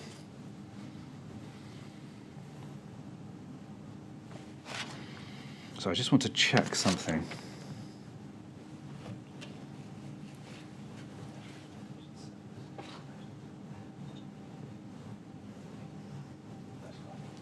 Sorry, it's my mistake. Can we go to page 35, just over the page? We see recommendation 7 just below the midway point. And it said this: by 2012, DCLG, in association with relevant bodies such as the local authorities, coordinators of regulatory services, LACORS, and Chief Fire Officers Association, should draw up national guidance to ensure mandatory minimum standards of competence for training and accrediting fire risk assessors. Now, do you remember that particular recommendation? No, I don't. Of course, it was a recommendation made by the London, well, it was by the London Assembly, presumably the recommendation, but I don't remember that recommendation being made to government, I assume. But it's fairly clear that it's another call to introduce mandatory minimum standards of competence for fire risk assessors, isn't it? It is. Do you remember providing any advice on the merits or disadvantages of that particular recommendation, either to officials or to ministers? No, that wouldn't have come into the my arena. I'm fairly certain it would have been addressed directly in those dealing with this policy area. So even though it echoed your concerns that were set out in your report of the 30th of July 2009, nonetheless the subject matter would have been outside your area? Because this would have been addressed into the policy area of DCLG that was responsible for this policy, yes. Did you agree, or was it your view at the time, and this was put before you in March 2011, so a few months after it was first published, that DCLG should draw up national guidance to ensure mandatory national minimum standards of competence for training and accrediting fire risk assessors?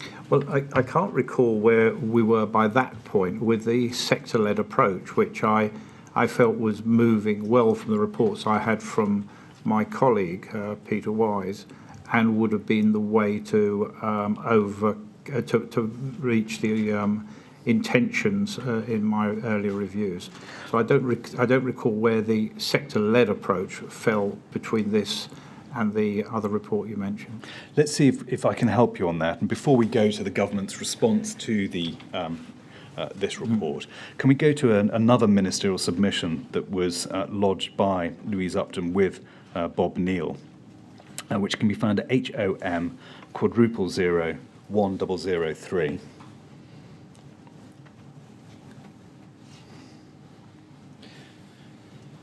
There we go, 7th of February 2011, update on the work of the Fire Risk Assessment Competency Council. And if we can turn to page 4, and we can see at the top, 3 lines down, you're copied into the submission. If we can go back to page 1, we see its title. If we can go to page 2 and paragraph 8, under the heading Consideration, Miss Upton said this: at present, there are a number of professional fire safety certification registration schemes, all working to different standards and procedures. As a result, both we and responsible persons are uncertain about who holds an appropriate level of competence in this field. If, in the light of findings of the FSO evaluation and Sir Ken Knight's report into issues arising from the Lakanal House fire, we were to consider whether DCLG could support responsible persons to access one or more schemes over any others that may exist, we would need an understanding of both the standard of competency being achieved and evidence that it was being met. The United Kingdom Accreditation Service, UCAS, is the UK body authorised by government through a Memorandum of Understanding with BIS, to accredit certification registration bodies, and is an obvious vehicle through which the government could evidence-base any future decisions it wished to make on this. Did you agree with that particular advice? Yes. Were your views sought by ministers or officials on that particular point? No, but it reflected my views from the earlier reports.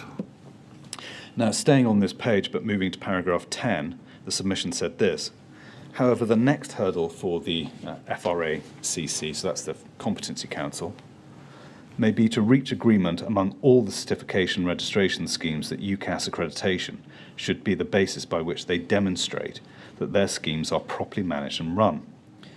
Business representative organisations, e.g. the Federation of Small Business and the CBI, encourage those who want to appoint competent third parties in any field to use those who have been registered certified by a scheme which has been accredited by UCAS.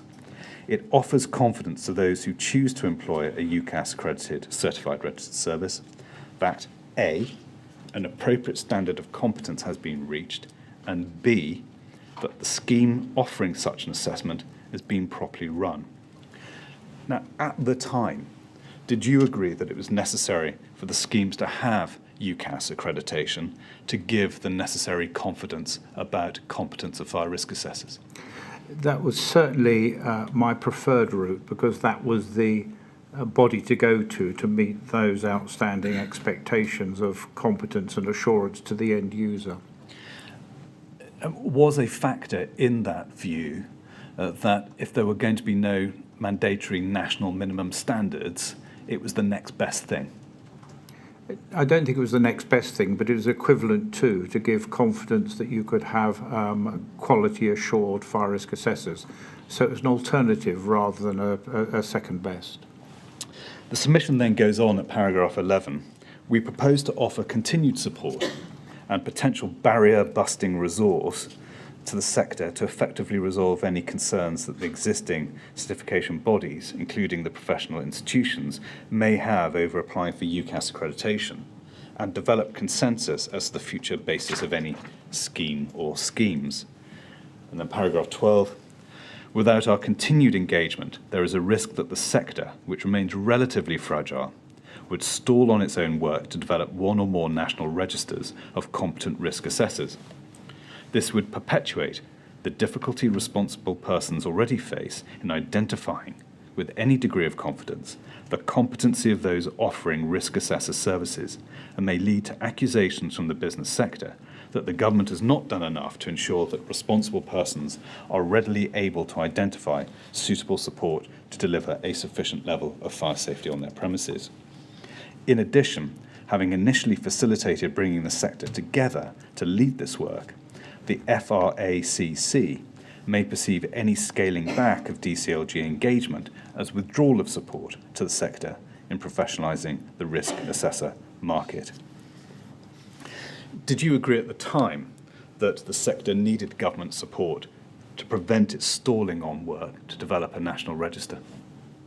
I wasn't aware that it did, but that would have been concerned because that would also limit the capacity that was available of fire risk assessors to undertake the work required. Now, if we can now turn to the reply that the government gave to the tall and timber frame buildings report. It was sent in the name of Sandy Bishop, who we discussed earlier, in early 2011. Now, we can find that at HOM 000-18167. Do you remember seeing that document either before or after it was sent? No, I don't. No, I don't. I don't know who it's addressed to either. Let's, if we can go briefly to HOM 000-46029.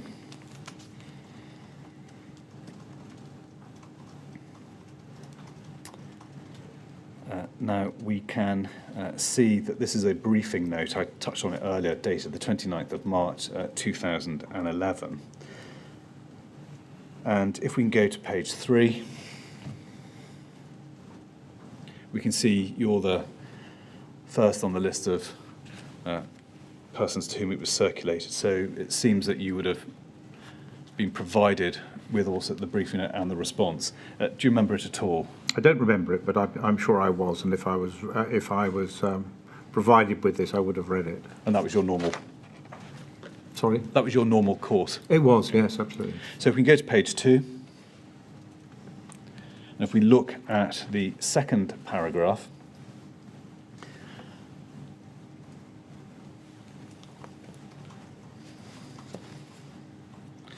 is the recommendation. So I just want to double check something. So if we can go to page, if we can go to HOM 000-18167, and if we look at page 2, and we look at the second paragraph, we see in italics is the recommendation from the Tall and Timber Frame Buildings Report, and responses below that. Now, the words in italics are the recommendation, which said, the fire risk assessment process must be improved by ensuring the people conducting them are properly qualified for the task. We call on the CLG to draw up mandatory minimum standards of competence for training and accrediting all assessors.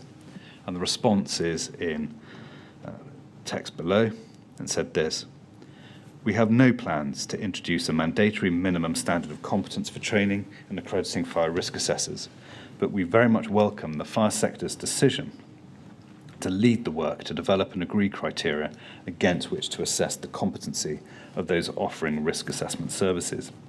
We will continue to support the work of the Fire Risk Assessment Competency Council and expect the outcome of its work to be one or more registers of competent risk assessors whose certification process has been independently quality assured.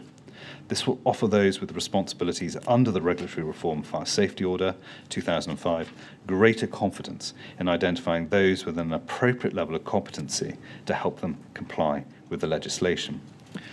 Did you advise ministers on the substance of that response? No, I didn't. Are you able to help us as to why the industry's call to introduce mandatory minimum standards of competence were rejected? Can you add anything? I can't. Nothing more to what's set out here? No, I can't.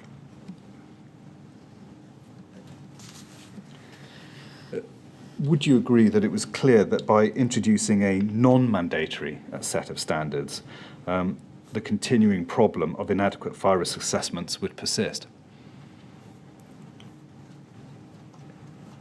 No, I don't. I think had a satisfactory scheme in place, it needn't be mandatory if the sector itself were able to produce such a scheme, and then that will be self-defining by those new competent fire risk assessors that had a greater need for competency.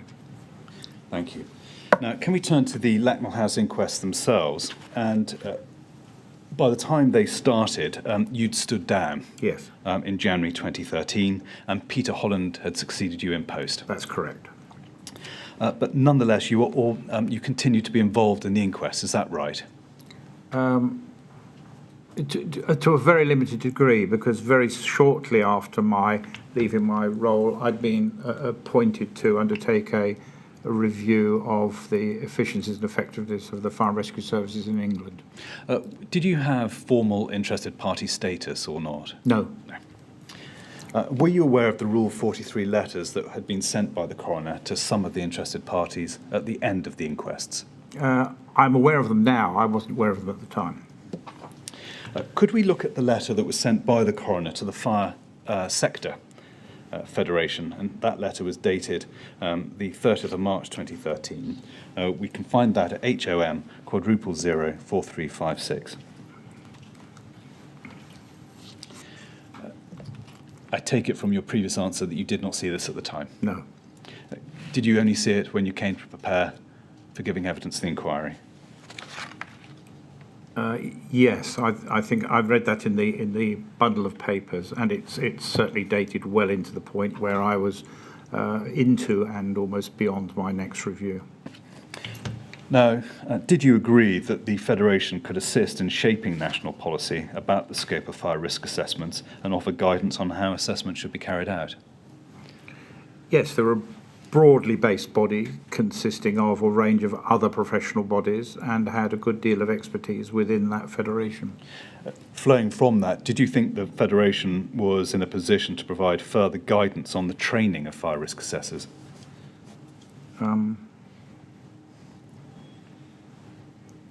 I'm not sure whether that was in there. I'm not asking now. for your views on what's in the letter. I was asking you, did you think that the FSF was in a position to provide further guidance on the training of fire risk assessors?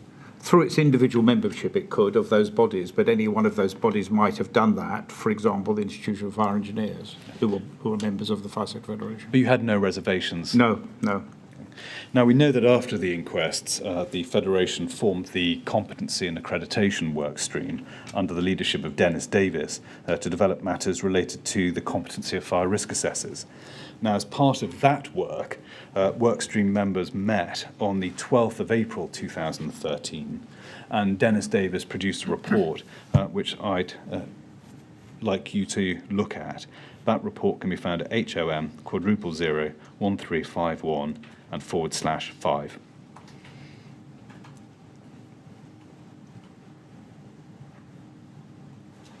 Just for people concerned, the substance of the report starts on page 5, somewhat unusually.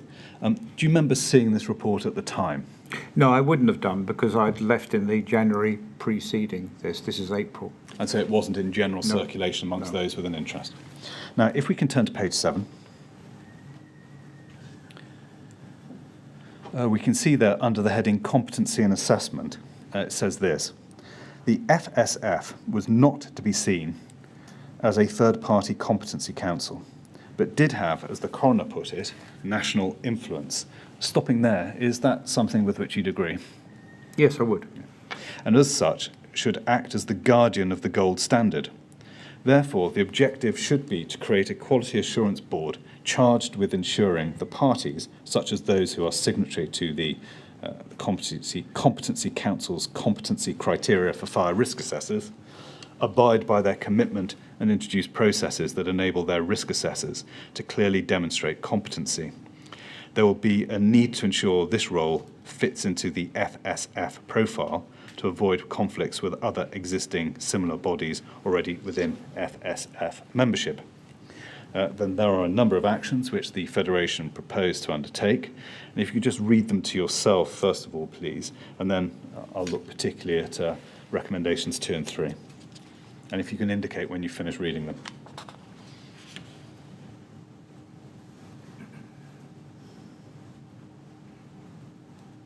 Yes, I've read them. Now, number 2 says the FSF should recommend to each certification scheme owner in the CCFRA that their scheme offers specific recognition against each of the existing 9 areas in the CCFRA, that the individual assessor is judged competent, and this would be known as a passport. 3, that each passport scheme should also offer a graded level of competency in each area from 1 to 3, where 3 is highest and each level reflecting skills and understanding. Do you recall reading or hearing about this proposed passport scheme? No, I don't. And if we can turn over the page to page 8, we see there are a number of, I just want to, so you fully appraised, see there are a number of actions that the Federation proposed to take. Were you aware of those, either through hearsay or discussions in the industry generally? I wasn't, but I might just add I'm not surprised, because this was the Fire Sector Federation setting out its stall to be the sector-led body to do this work.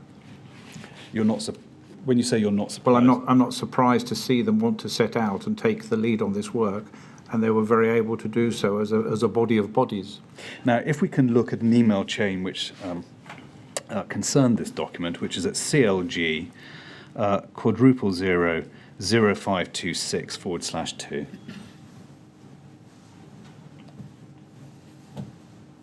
Thank you. We can see at the bottom of page 2 that on the 29th of April 2013, Ronnie King, who we discussed earlier, sent a copy of Dennis Davis's report to you, amongst others. Do you know why Mr. King sent you a copy? No, I don't. As you've rightly referred, you can see the date on this email, which was, and I left in the January, and had retired by then. And then just above that, you'll see that you emailed Louise Upton. Louise, I would welcome a short meeting on this. What did you want to have a meeting about in particular? I wanted to ensure that, I suspect it was a misaddition to a list of CCs by Ronnie King. I just wanted to ensure that someone else was picking this up, and even though Peter Holland's name is on here, who was my successor, and that there was no one expecting me to suddenly get involved in this string of emails, because my job had finished by then by some months. Okay. Why did you contact Louise Upton rather than Peter Holland? I may have tried to contact Peter Holland as well. I don't recall, but it would be natural that I knew that Louise was already leading on this before I left, to just refer back to her to make sure that that I was not being copied in and expected to do anything. Thank you. If we can turn to the foot of page 1 in this chain, we should find that Louise Upton emailed you and Brian Martin and copying in others. And she said this: "Thanks for sight of this and happy to discuss.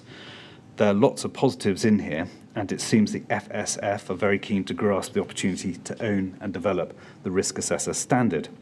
It looks like we could usefully facilitate coordination between the FSF and the LGA. The latter are planning to undertake a short feedback exercise from the housing sector on whether the PBBF guidance continues to meet the needs of those with fire safety responsibilities in these buildings in the light of the LH Lakanal House findings. Our view, shared by C.S. Todd Associates, is that all issues that were raised by the Rule 43s are all covered in detail in that guidance. And the outcome of Lakanal House is an opportunity to raise its profile again with the housing sector. As part of that, there's a major opportunity to drive awareness of the availability of competent fire risk assessors. Hopefully, that is what the LGA will also conclude once they had feedback from housing providers. Now, just for the ensure clarity, PBBF guidance is another way of referring to the LGA guide. Yes, purpose-built blocks of flats Yes. guidance. Now, if we look at the email above that, Brian Martin replied in the following terms. Looks to me like the FSF is in danger of trying to do more than is necessary, desirable, or within its ability. But I'm always having these negative thoughts, so maybe I'll just let them get on with it. And if we go to the top of this page, you reply succinctly, I agree, exclamation mark. Why did you agree, bearing in mind the evidence you've just given, that the FSF was in danger of trying to do more than is necessary, desirable, or within its ability? Well, I don't recall, but I think you'll see that what's happened is that I've copied it originally where we started this train, copied it to Louise because I was copied in error. For some reason, I'm still being picked up on the email addresses, including from Brian Martin, and my successor wasn't for some months in, which I now see as odd. And I think I was probably just replying to Brian and recognising I was really trying to get out this email trail that I was no longer involved in this area of work at all or employed to do so. That's all interesting, but it's not what you say there.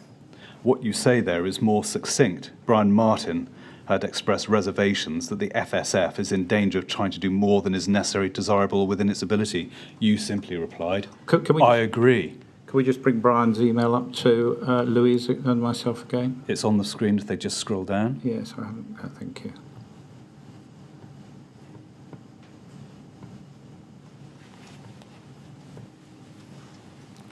I don't think I meant it was negative about the Fire Sector Federation, but it was about not over-engineering this. In my thoughts would have been over-engineering what would be a process for a necessary approach to be led by the sector and the Fire Sector Federation of being able to do so. So that doing more than necessary was my interpretation of over-engineering what was needed and had come out of those early reports. Well, the panel will make of that what they will. Can we look at another email chain which is linked to this one, which was also sent on the 29th of April 2013 and can be found at CLG *0000527. And if we look at the bottom of page 1, and just for your information, Brian Martin's email is at the top of page 2, if you just want to see that.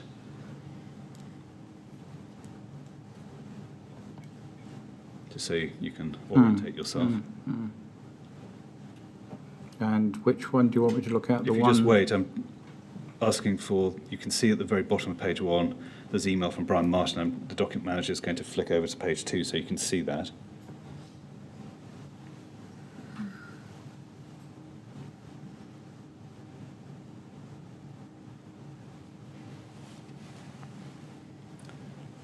There you go, just so you can orientate yourself. You can see at the top was Brian Martin's email. Yeah. We go back to the bottom of page 1.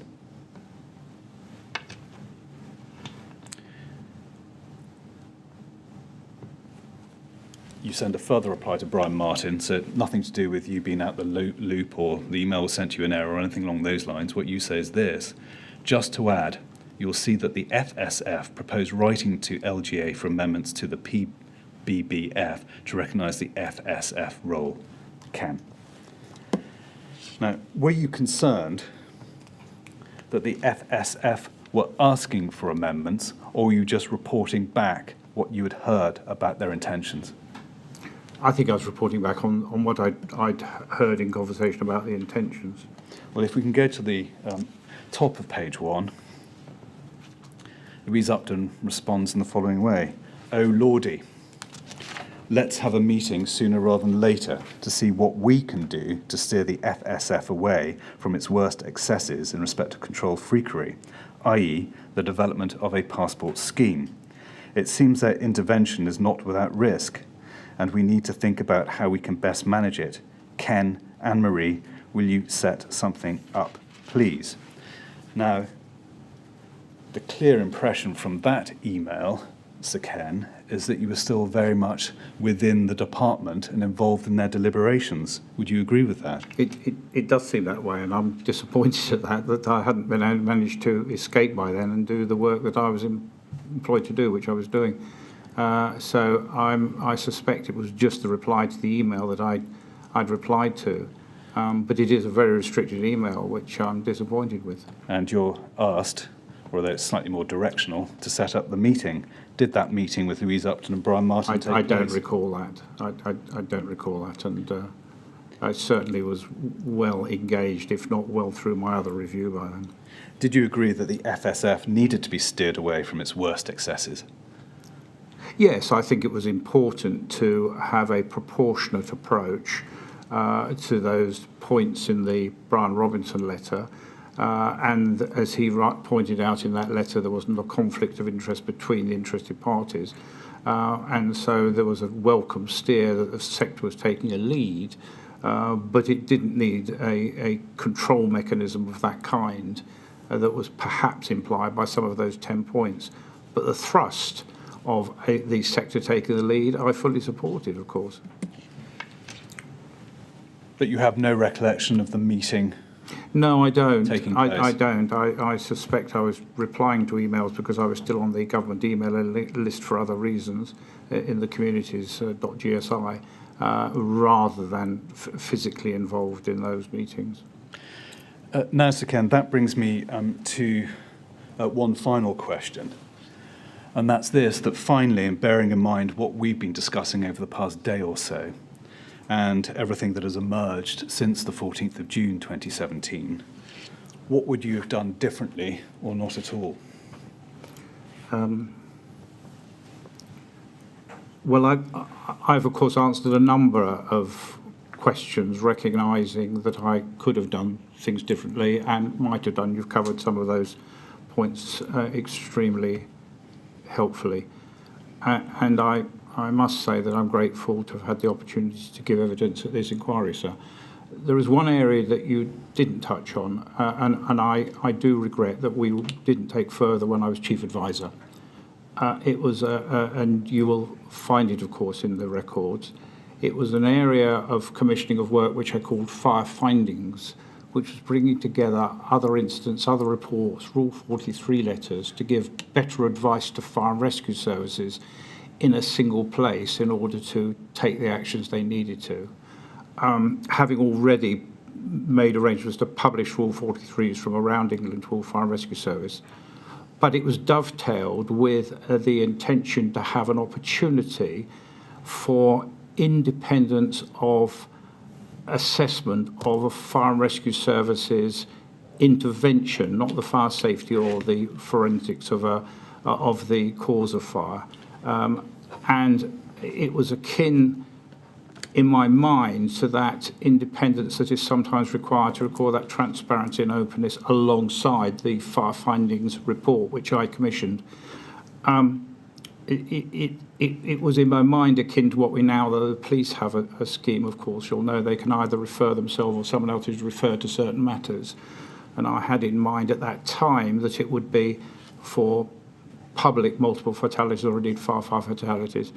I regret now that I didn't pursue that approach in a constructive way, and it needed mechanisms and culture change to do it. It wasn't widely accepted, truthfully, by the sector because we were moving to a sector-led approach.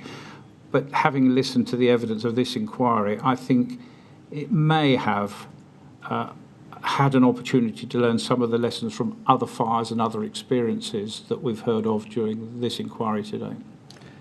So Ken, thank you. I have no further questions, but thank you for attending to give evidence to the inquiry. No, we're going to have a little break at this point, aren't we, Mr. Kinnair? We are. And I'd ask for just until... Well, 12:30 probably. Yes. So Ken, you probably know that when counsel gets to the end of his questions, we have to have a bit of a pause, partly to enable him to check he's not overlooked anything, though I think that's unlikely, and partly to enable other people to submit questions that perhaps we should put to you. So we'll stop at that point. We'll resume, please, at 12:30, and then at that stage we'll see if there are any more questions we need to ask you. Okay, All right? thank you. So would you like to go to the usher, please? Thank you, sir.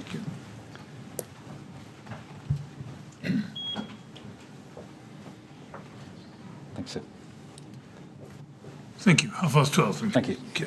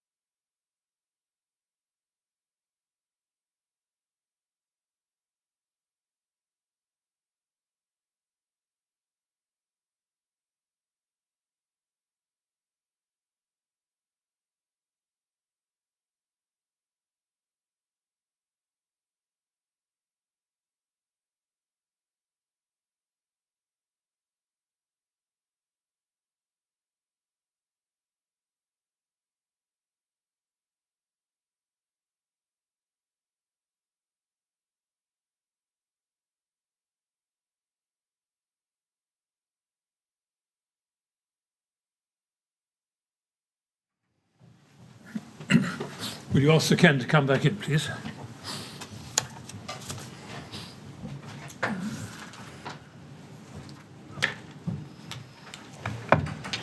Right, Sir Ken, well, we'll see if there are any more questions for you. Yes, Mr. Kinnear. Thanks, sir. In evidence this morning, we were discussing the government's approach in response to whole building fires that have been brought about by modern construction techniques and what, if anything, or what more government could do to assist fire and rescue services respond to that phenomenon. Do you think, or what was your experience, that the government's approach to that was hampered due to diminishing technical expertise within government?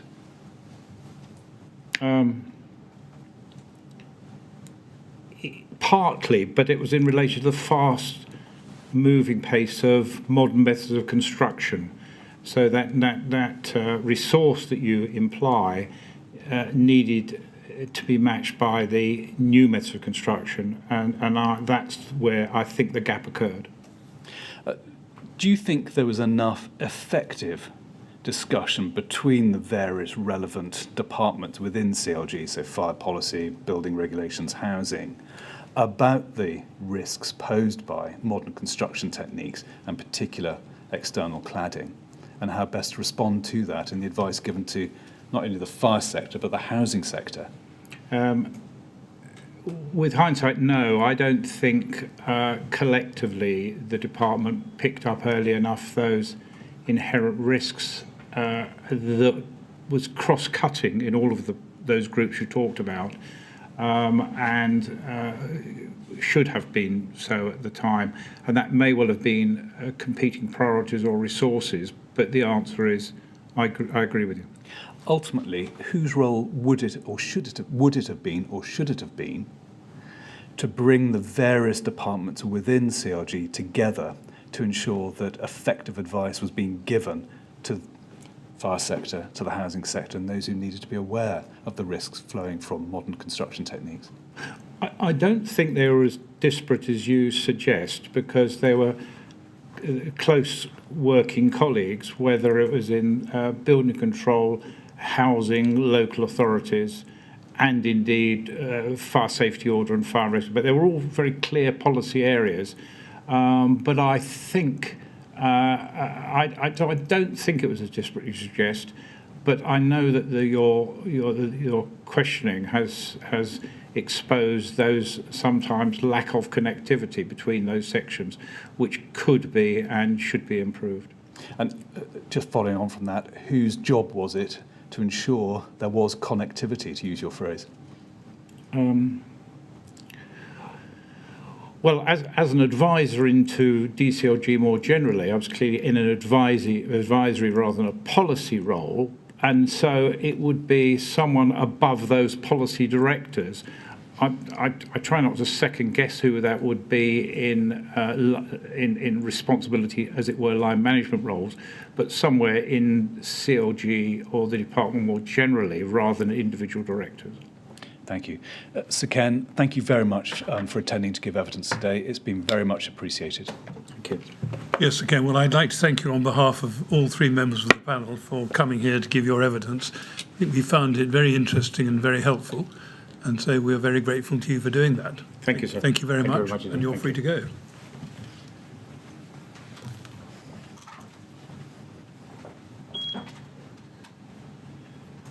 Yes, Mr. Kinnear. Now, you have another witness, I do.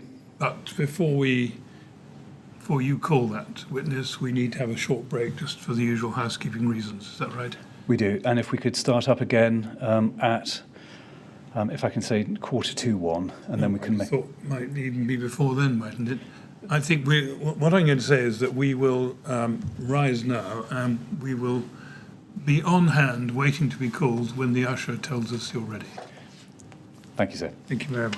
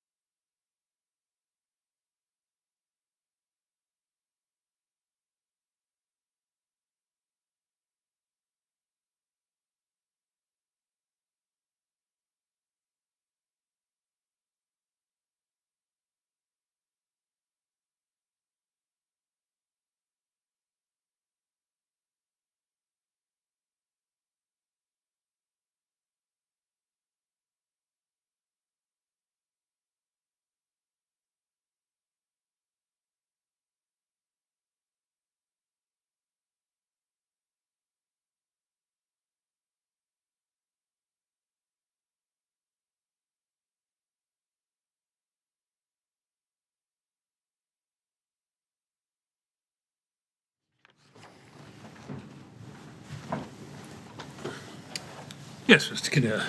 Sir, may I now call Dennis Davis? Thank you very much.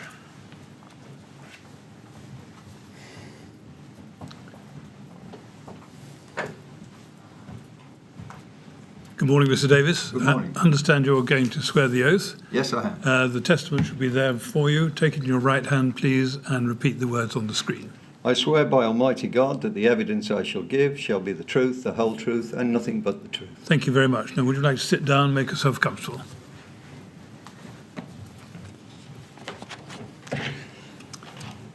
Thank you. Right? Good. Thank you. Yes, Mr. Kinnear. Thank you. Would you please confirm your name for the record? Dennis Tyrone Davies. Thank you. Good afternoon, Mr. Davis. Thank you for attending to give evidence today. My intention is to ask short and clear questions. Sometimes that doesn't play out. If my questions are long and unclear, please say so, and I'll correct the position. Secondly, if at any time during your evidence you require a break, please say so. That's not a problem at all. And thirdly, and perhaps most importantly, would you please keep your voice up? The microphones in front of you simply record what you say. They don't amplify your voice. So if you could speak clearly, then the transcriber can catch everything you say. Thank you. Now, you provided two statements to this inquiry, and the first statement is at FSF quadruple 0036. Is that it? Yes. And if we turn to page 28, that is your signature, Yes. and it's dated the 19th of November 2020. Is that right? Yes. Your second statement is at FSF quadruple 0552. And is that it? Yes. And if we can turn to page 5, is that your signature? Yes. And it's dated the 29th of June of 2021. Is that right? Correct. Have you read both your statements recently? Yes, I have. And are their contents true? Yes. Are you happy for those statements to be taken as your evidence to this inquiry? Yes. Now, both those statements exhibit a certain number of documents. Have you read those documents recently? Yes. Thank you. And finally, have you discussed your evidence with anyone before coming here today? The legal team, and I did speak to the two previous chairmen, Brian Fuller, who unfortunately died last year very suddenly, and before him, Paul Fuller, and before him, Brian Robinson, who was our previous chairman. Thank you. Now, the first topic I'd like to discuss with you is your professional background.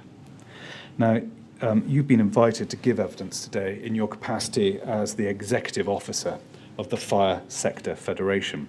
Now, before we discuss that organisation, I'd like to briefly ask you about your career and your background.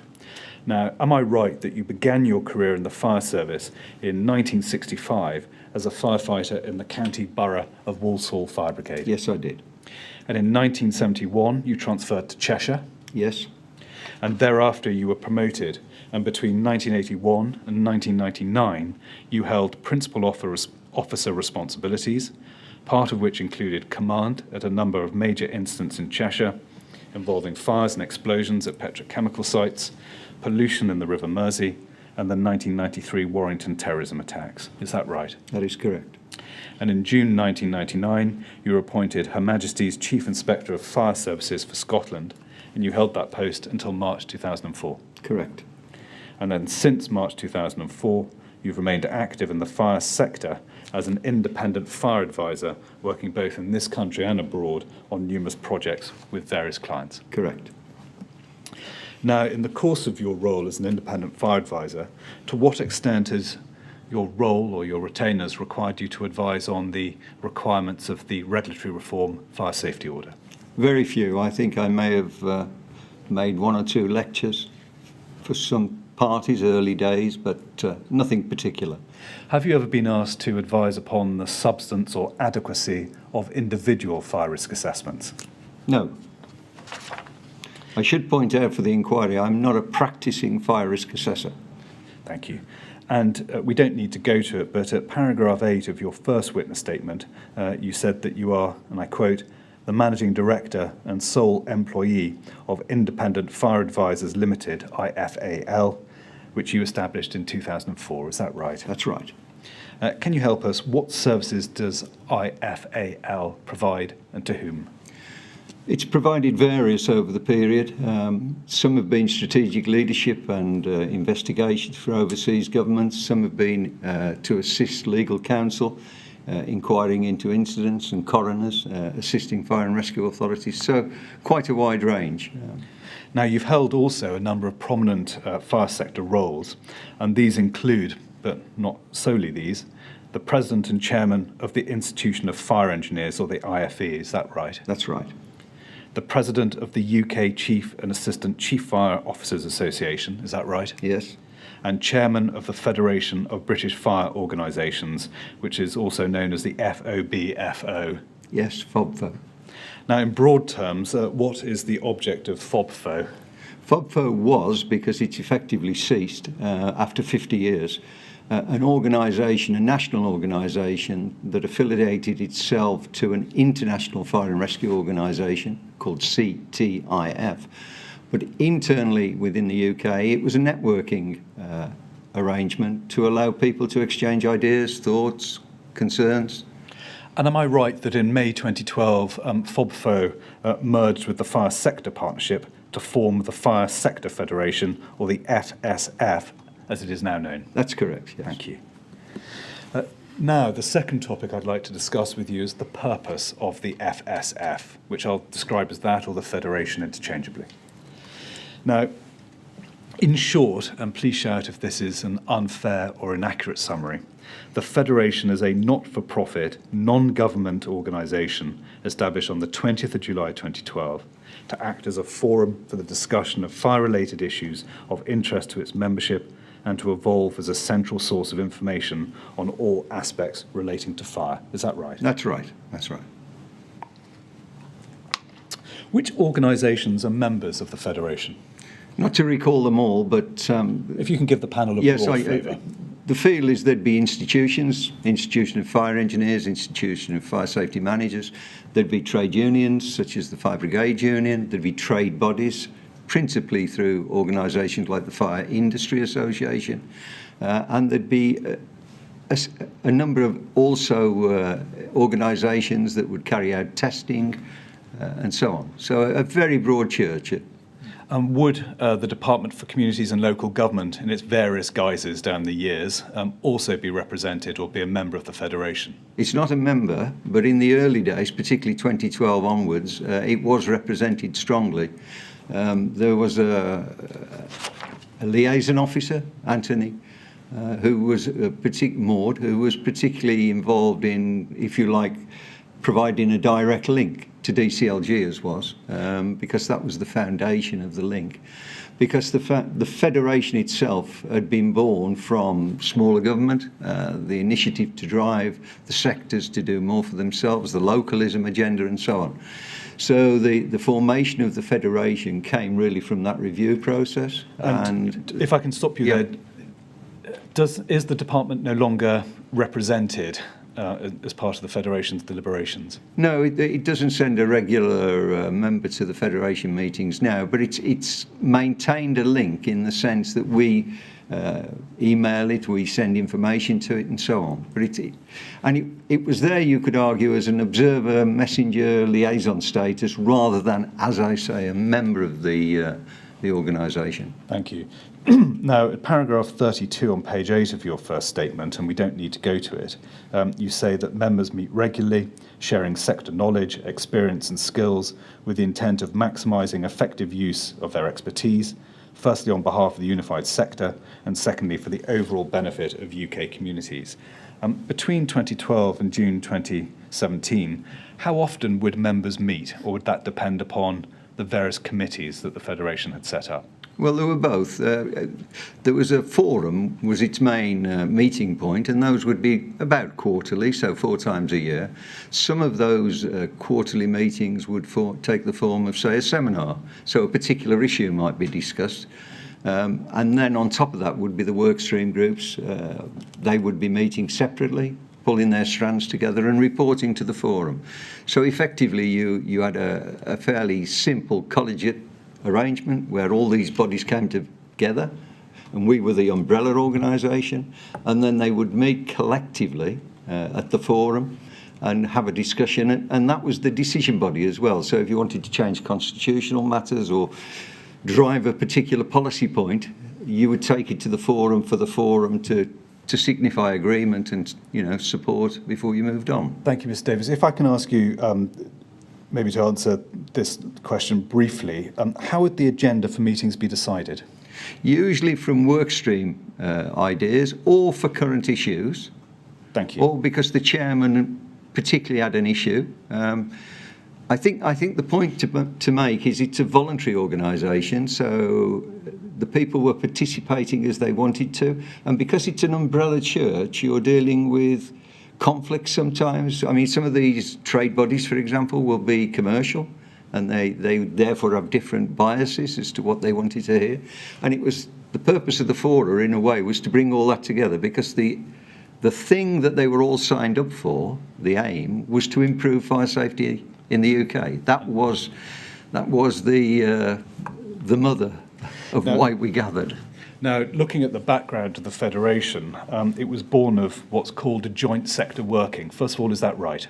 Yes, yes. And first of all, to the uninitiated, can you give us a brief definition of what joint sector working meant to the Federation?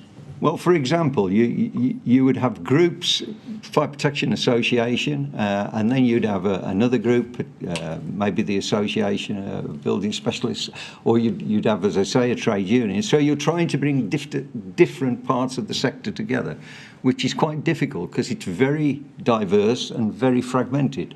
Now, you say in your first witness statement, and we don't need to go to it, but it's at paragraph 18, that joint sector working had emerged from a government fire futures review launched in July 2010 by the then Fire Minister Bob Neal. Is that right? Yes, yes. Now, was joint sector working government policy and/or an initiative of the fire sector?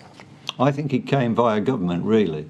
The idea, as I was saying, was smaller government. Therefore, that meant the sector had to start taking more ownership. That, in turn, meant the subsectors needed to come together. Government gave the prod to the sector. Yes, I mean, there was the Futures Workshop, and I think in one of the documents was a paper that illustrated just one part of that. And those strands started around 29, 10, that sort of period. And it became evident from that working that being in one place together acting collectively would be a more effective way of achieving the aim that I gave you, the national aim. Thank you. If we can go to the Fire Futures Report, which was published in December 2010, we can find this at FSF 0000037.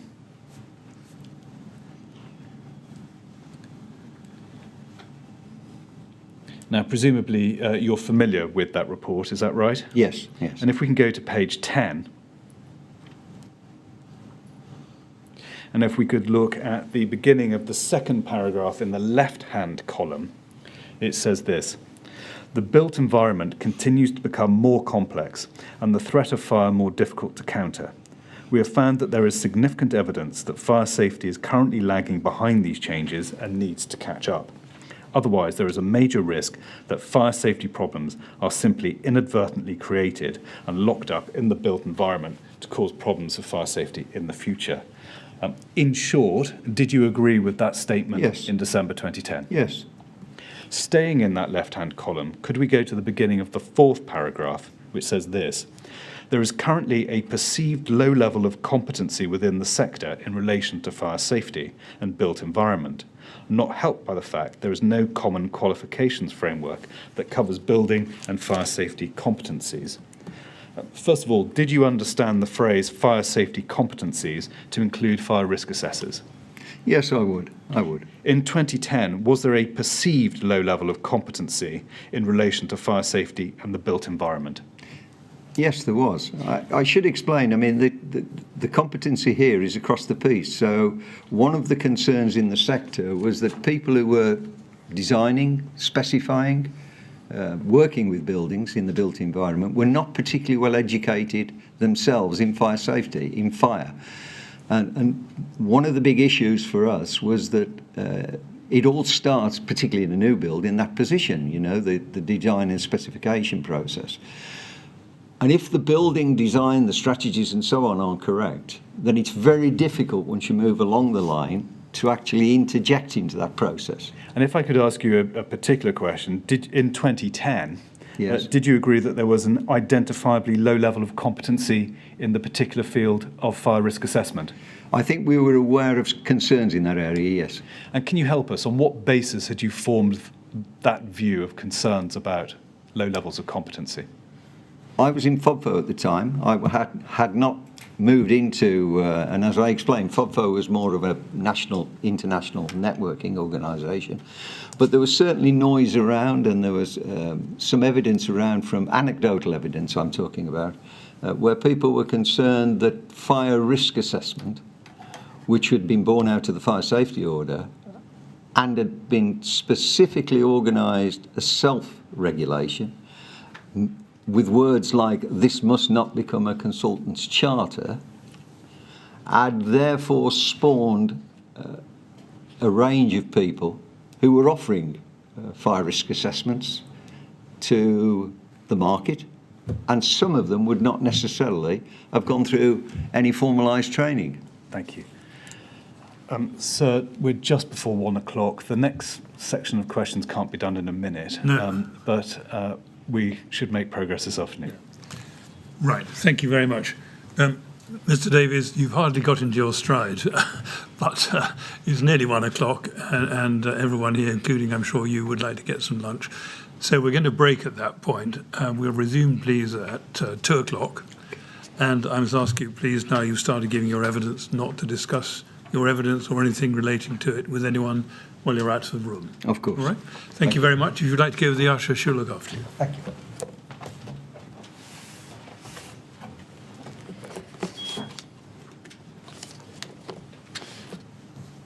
Thank you very much, Mr. Kinnear. 2 o'clock. Thanks, sir. Thank you.